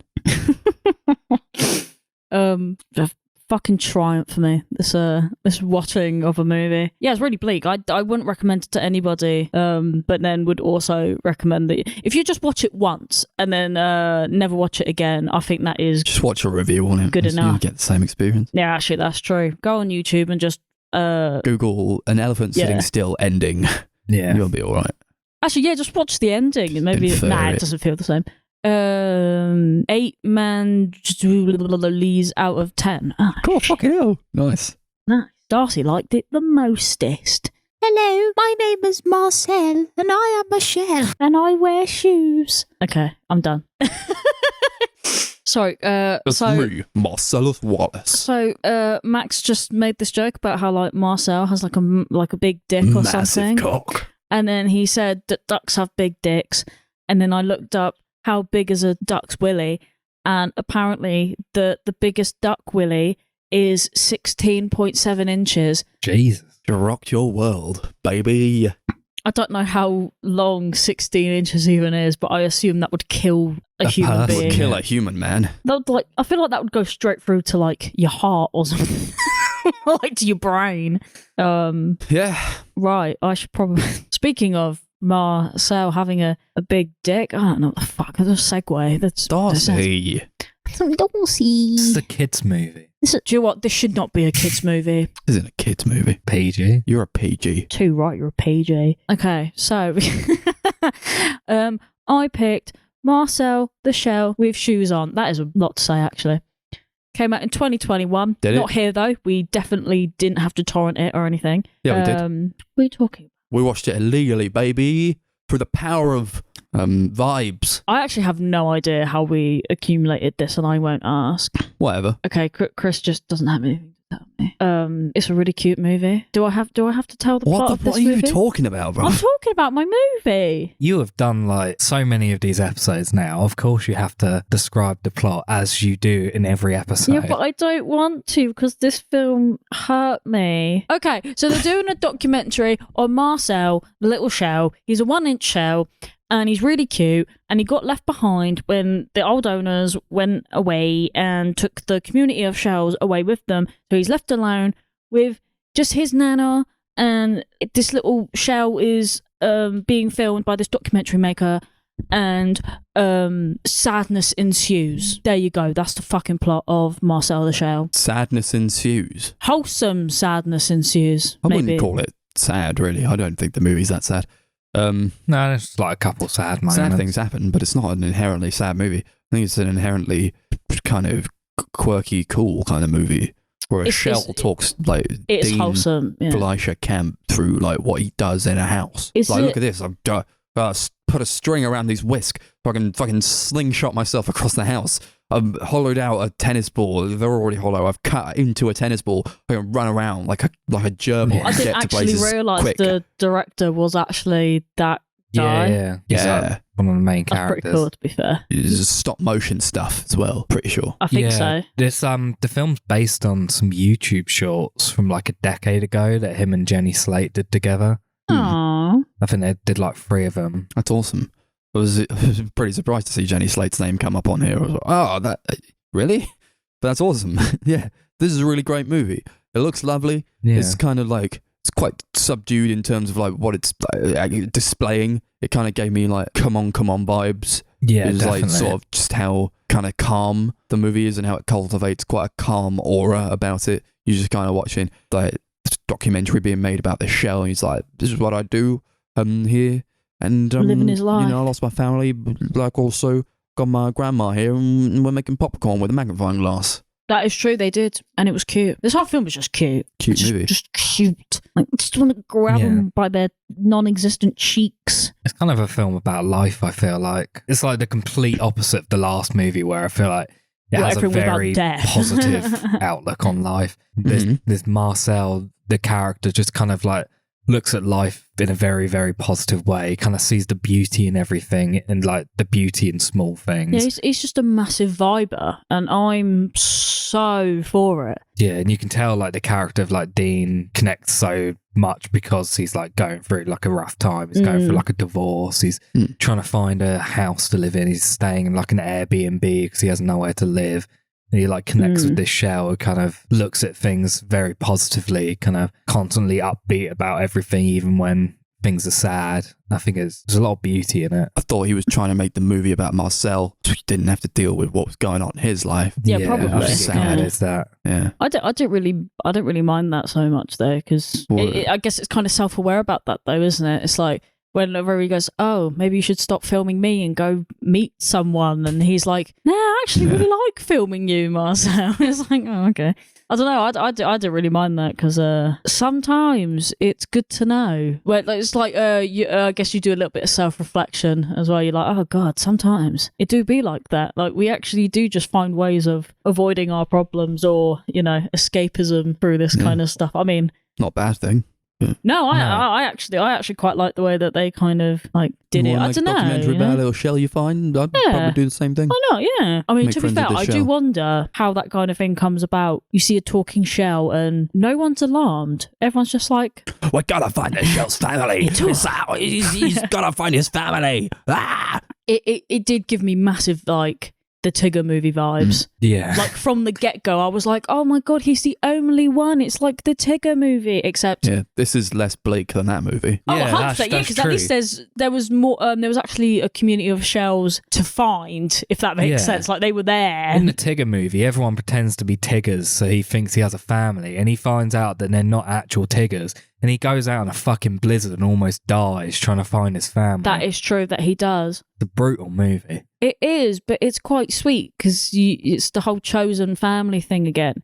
But I think what got me about the whole Marcel thing was when I thought he was going to be just all alone on his Todd. And that really, really got to my hurt box. It really did. Hey, guess why I smile a lot? Why? Because it's worth it. That was really cute. So cute. I think this is one of those films that, like, if we had watched them in the order that we normally watch these films.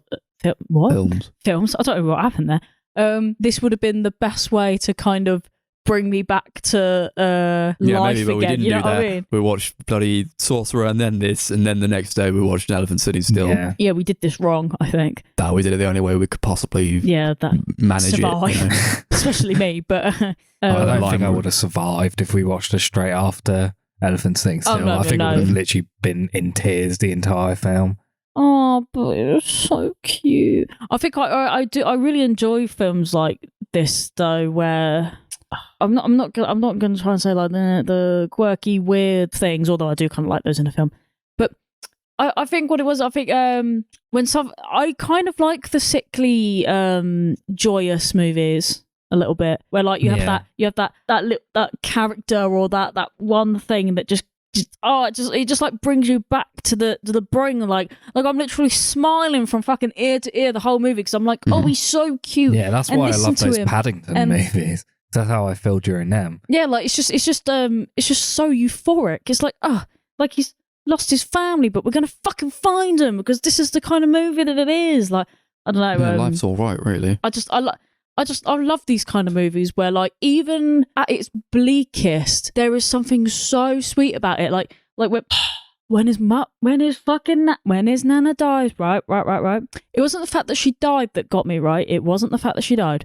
The stuff he was saying afterwards, it was like listening to a kid. It was like, oh, you know, when you're tired and you're at a party and you just want to go off by yourself and have a nap. And I'm like, oh my God. And then he's like, oh, she's just had a nap. And I'm like, oh my God, she's had the long nap. She's going for the forever nap. And I'm fucking crying over this fucking like being in a party, 3D you just go outside, but you feel all right because everybody else is like kind of around you. Yeah. Okay. It's nice. Fair enough. Yeah. Like, I don't know. I just love that because I just love the.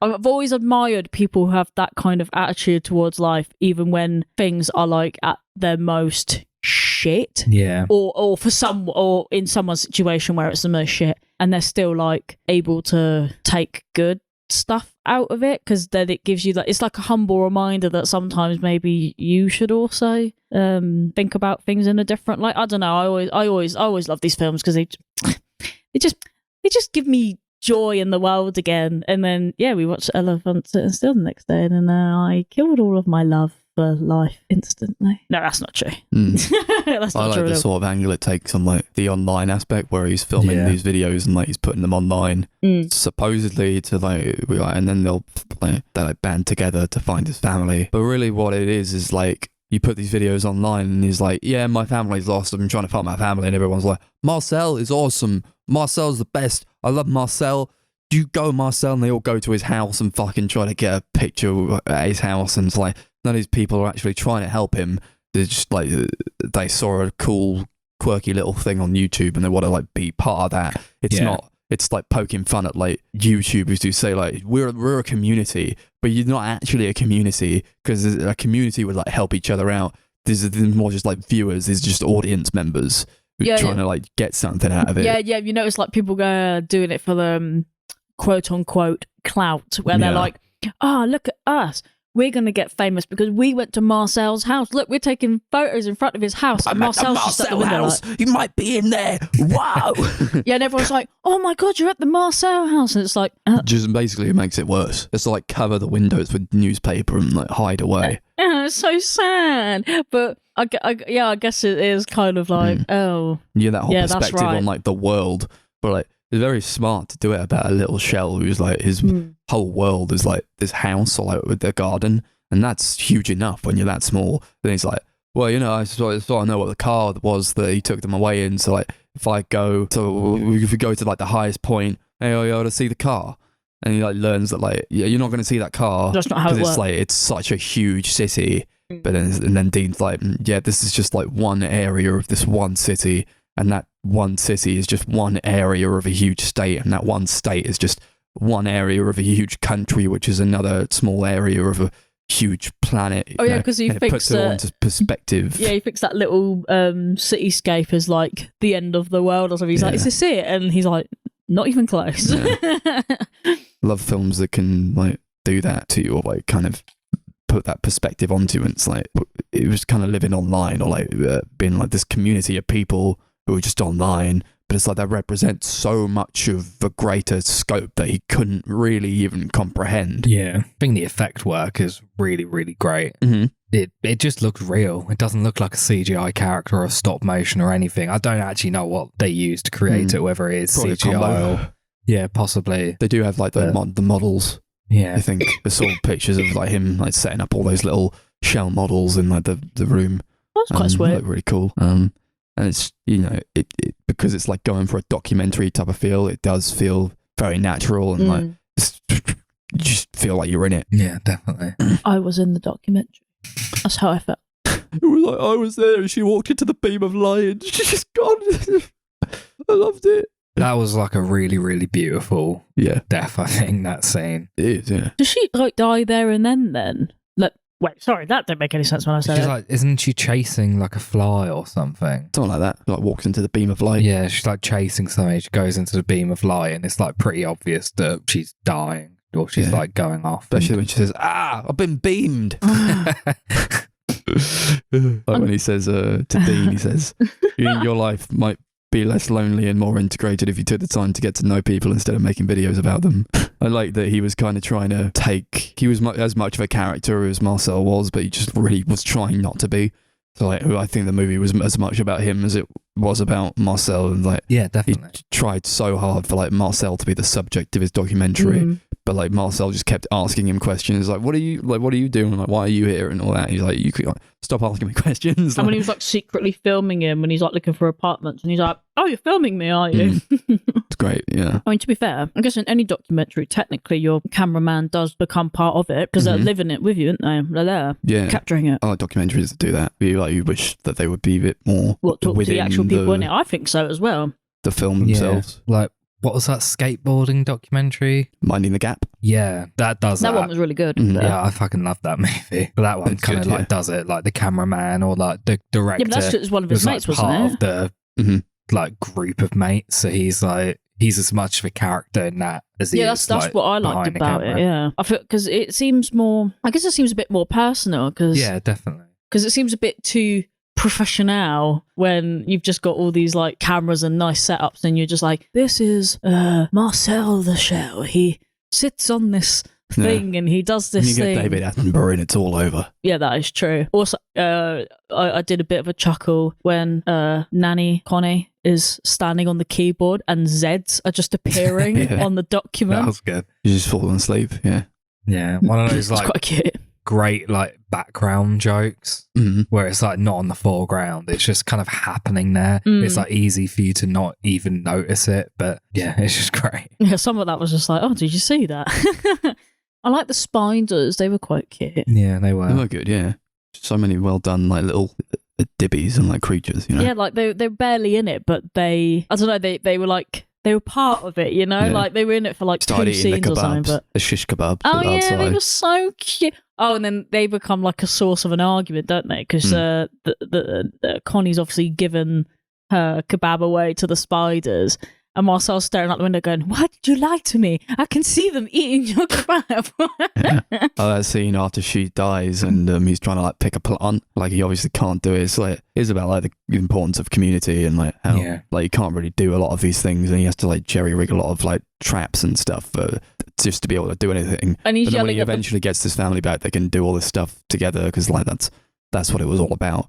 And like he's trying to like pull that plant up and he can't do it. And that like little bug comes up to him and he's like, go away or something. And it's like yelling at the bug. It starts raining and they just like sit under the plant together. That's nice. I really love like when he like does reunite with his family and they're all like different trinkets and stuff. They're not like all shells. Cute.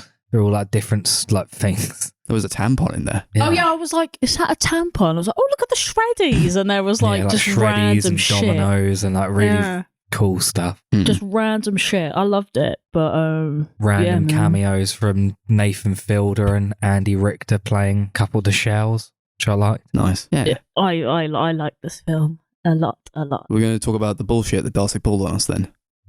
Like throughout this whole time, Darcy's like, I can't believe you cry at movies, you're insane. And yes. So I know what Chris is about to say. Go on then. I was talking to Darcy the other day about Paddington 2, and I said about how the ending made me cry a lot.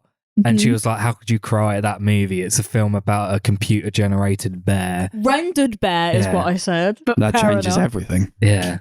Well. And she cried at this one. She was bawling. The thing is, though, I hid your face like under a blanket or whatever. I literally... You were in tears. You couldn't be stopped. I literally... We're calling you out for it. How does it feel? So you were affected by art on that level. That's all right. Like, the only sentence I could utter was, I can't believe I'm crying at this stupid fucking shell lady. Yeah. You become the very thing that you sought to destroy. After true. Max left, like pretty much the rest of the night, Darcy was just like, why did she have to die? It really got me, man. It really got me. And I was like, he was by himself. But the only thing that actually like got me to stop crying was the fact that they finally found his family, because I was like, he's going to be there by himself. Dean's going to be gone and his nan's going to be gone. I do really love that reveal where like Marcel's like sat there on his own watching the 60 Minutes article, and then they like find the family, and then it cuts back to him watching it, and it just like pans out, and like he's watching it with the whole like family of people. That was really sweet. God. That was a real let's fucking go, yeah, moment. It really was, man. It really was. I think I squealed. Like, it's really strange, right? Because I was when Max left, I just kept saying to Chris, like, why is it only like the weirdest fucking movies that get me? Like, I don't cry at movies that are like, I'm not saying this wasn't worthy of crying about, but like, things that people normally react to. I'm always like sitting there deadpan. And then this fucking stupid Shell movie happens, and I'm like, God, but it's not stupid, is it? It's like exploring themes that we all understand and like know about, and the importance of community and like just being together and like not being alone, or like just like how we can get so ingrained in like or like overwhelmed by technology at some point, and like it's not even really helpful, or things that we try to distance ourselves from, like how the spectacle of fucking putting a little cartoon shell online and it's actually real is like, it can actually be a detriment, and it's like it just doesn't help at all. And like these viewers, they cause them more harm than good, but nobody's like trying to help him. This is like, it's going for human themes, but it's centering it around this little tiny shell. Maybe that's why they were trying to soften the blow with this tiny little shell, and it really. She was all he had. Exactly, she was all he had, and that's why it was so sad. And then at the end, where he's singing about his fucking shell lady in heaven, he's gonna see her one day. Oh, really? Like, fuck he off. sits on the windowsill, and he's talking about. I really like that, where he's like, yeah, that was sweet. It was very sweet. The wind blows in and like goes through me, and like it makes a sort of sound, and that sound wouldn't have existed if I hadn't been here. Stop it! Movies like this, man. Movies like this, they really get me, right? And like once again, I think most of the time I connect with movies that have like the cute little characters in them. Like WALL-E. The first time I saw that, I bawled. I was crying at them not doing the cute little sky things and fucking space. Like, what is it? Maybe I just can't connect to human beings. Maybe that's all it is. I just connect to creatures and chaotic characters. But not cartoon bears. No, not the cutest fucking thing in the world. Fuck those bastards. Marcel, the 1-inch shell, he's so cute. What, on Paddington isn't? Paddington's cool. Yeah. He's not as cute though. He's not a 1-inch shell. Eats marmalade sandwiches. To be fair, that film is cute. Don't get me wrong, it's a cute film, but it didn't get me. It got Nick Cage. For some reason, my brain is very selective on what gets me. Very selective. You rate the movie? Yeah, sure. What are we doing it? Let's do it out of... Let's do it. Tennis balls. Cool. Yeah, a really, really sweet movie. It's a shame that we're not allowed to watch it. We just haven't gotten it yet. Oh, if it ever comes out here, I'll probably watch it again. We didn't actually watch it. This is our review. Had we watched it? We just like watched the trailer. We're guessing what happened. We just made it all up. Yeah, it's just a massive shame that it's not come out here yet. Yeah, there's not even like an announced release date. It's just nothing. I don't really understand why. Like, A24 fucking suck at distribution. Yeah, I'm upset. They seem to like pick and choose with the movies. Whether we get it or not. Yeah, the UK's being deprived of this. Because I think this could do really well. I would see it 12 times. But yeah, really, really loved it. Glad we watched it. Give it, what are we rating it out? Tennis balls. 9 tennis balls out of 10. Super cool movie. Really awesome. And just, it's something that everyone can get behind. And he's a shell. And everybody loves a good little pick-me-up kind of movie every now and again. It's not one of those mindless little... baby movies where a shell goes in a tennis ball. Is actually trying to say something, and I think it does a very good job at it. And I think Dean Fleischerkamp and Jenny Slate fucking pulled out of the bag of just amazing stuff. Give it had I watched it, which I definitely did not. I'd probably give it a 9 tennis balls out of 10. Okay. I've made a rule on this podcast that any film that can make me cry gets an automatic 10 out of 10, right? And I can't remember what the last movie on the podcast was that did that to me. Paris, Texas. That was it. I was trying to remember what that movie was. And that was quite a bit ago. I wasn't even there. It was a moment. It wasn't even that long. It was like 30 seconds of just tear running down cheek. It wasn't a proper cry, but... this made me bawl, so this one gets 11 tennis balls out of 10. It's an automatic rule, like no joke. Praise. and 11 broke the scale. I know, right? Cool. That's 3 movies, 3 people, 3 movies for episode 103. Wow. Normal things, been seeing normal a lot of results. recently. We've seen a lot of threes recently. Speaking of threes, What? episode 104 comes out next week. We're watching a show called Season 1. We got social media. Season 1 of Dexter. That show because no one Chris else recommended. No one else would have heard recommended that. it last week. Obviously, Shit, that episode. No we one don't would have know heard it, anyone yeah. here. I stole it. You know what? Cut all that out. You say what the show is. Go. Chris is. What are we I watching? can't cut it out now. No, what are Season we 1 watching? of a television show, and we're doing a whole thing. Yeah, we fucking cut all this out. Oh, We it's didn't all cut it lost. out. No, it's all lost. Scorsese took it from cut us. it all out, and so what we do is every episode that ends in a 5, we'll do season 1 of a TV show, but we decided after The Expanse, that's just not going to happen because it's going to kill us. So Yeah, we decided. We had a list. We were picking shows we hadn't seen. Yeah, so And we're never now doing we're going that to be again. like every one of those. We'll just pick a season 1 of a television show. So it's going to go. Chris picks one, and then I'll pick one, and then Darcy picks one. So what was your show that you picked, Chris? Dexter. We're going to watch season 1 of Dexter. I can't believe The Expanse ruined a whole system because of how Yeah. terrible it was. It ruined the belt system. Yeah, I mean, it was a system that was already like quite flawed, and I think Well, we the already had belters. a bit of Yes. issues with it.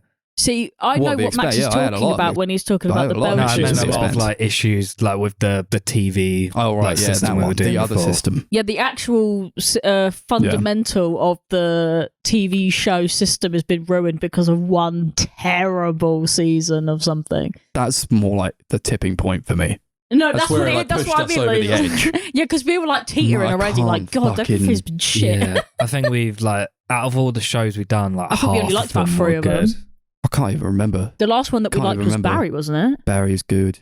Can't remember the ones that Fall, sucked. The Crown, Yeah, but what were the ones that sucked? All of the Bones, other ones. Chappelle Show. Oh, Chappelle Oh, Show. Chappelle- Chappelle Show. Max didn't even finish the Chappelle Show, did he? I didn't finish The The Expanse either. Expanse. No, but we High we School all Musical, didn't. the series. Oh, fucking forgot about that, didn't I? Yeah, that's Oh, yeah. that was one of the better Westworld. ones. Wait, what? completely Westworld. forgot about Westworld. Oh, Westworld's one of the biggest piles of garbage shite I've ever seen in my life. But The Expanse was somehow worse than that. Yeah. I got through Westworld. I didn't get through The Expanse. So we're going to watch Dexter season 1. The next episode. See you then. We got social media, YouTube, the Sunday Movie Marathon. Did we want to say we're doing it a week early because of Christmas? We're doing it a week early Yeah. because of Christmas. Why did you cut him off? We got He social. forgot wait. to point it out because he was like, when we do 5, like the episode's ending with 5, we do a show. The next episode's 104. You So we cut had to off his explain. flow now. He's literally tried to do this 3 times now. Look, man, what do you want from me? We're doing We a got Christmas social media, episode. YouTube, the Sunday Movie Marathon, Instagram at Sunday Movie Pod, Twitter at Sunday Movie Pod, Facebook at Sunday Movie Marathon, and Letterboxd at Sunday MM. Capital S, capital MM. Remember to like, subscribe, rate the podcast 5 stars. Woo! Any last words? Listen to every episode of the podcast so we can get on your Spotify Wrapped. Tell Scorsese to bring back our lost episode, please. Scorsese, we know you're out there. Deleting Look, man, files. look, I'm not saying anything. I just want to have a conversation, man. I just want Yeah. to talk. Just want to talk to you, bro. It's because we reviewed his that movie. No. We didn't review it, just mentioned it. You said too much. This episode is over. I can't believe I asked you just what more you had to say. This episode's done. It's done. It's finished.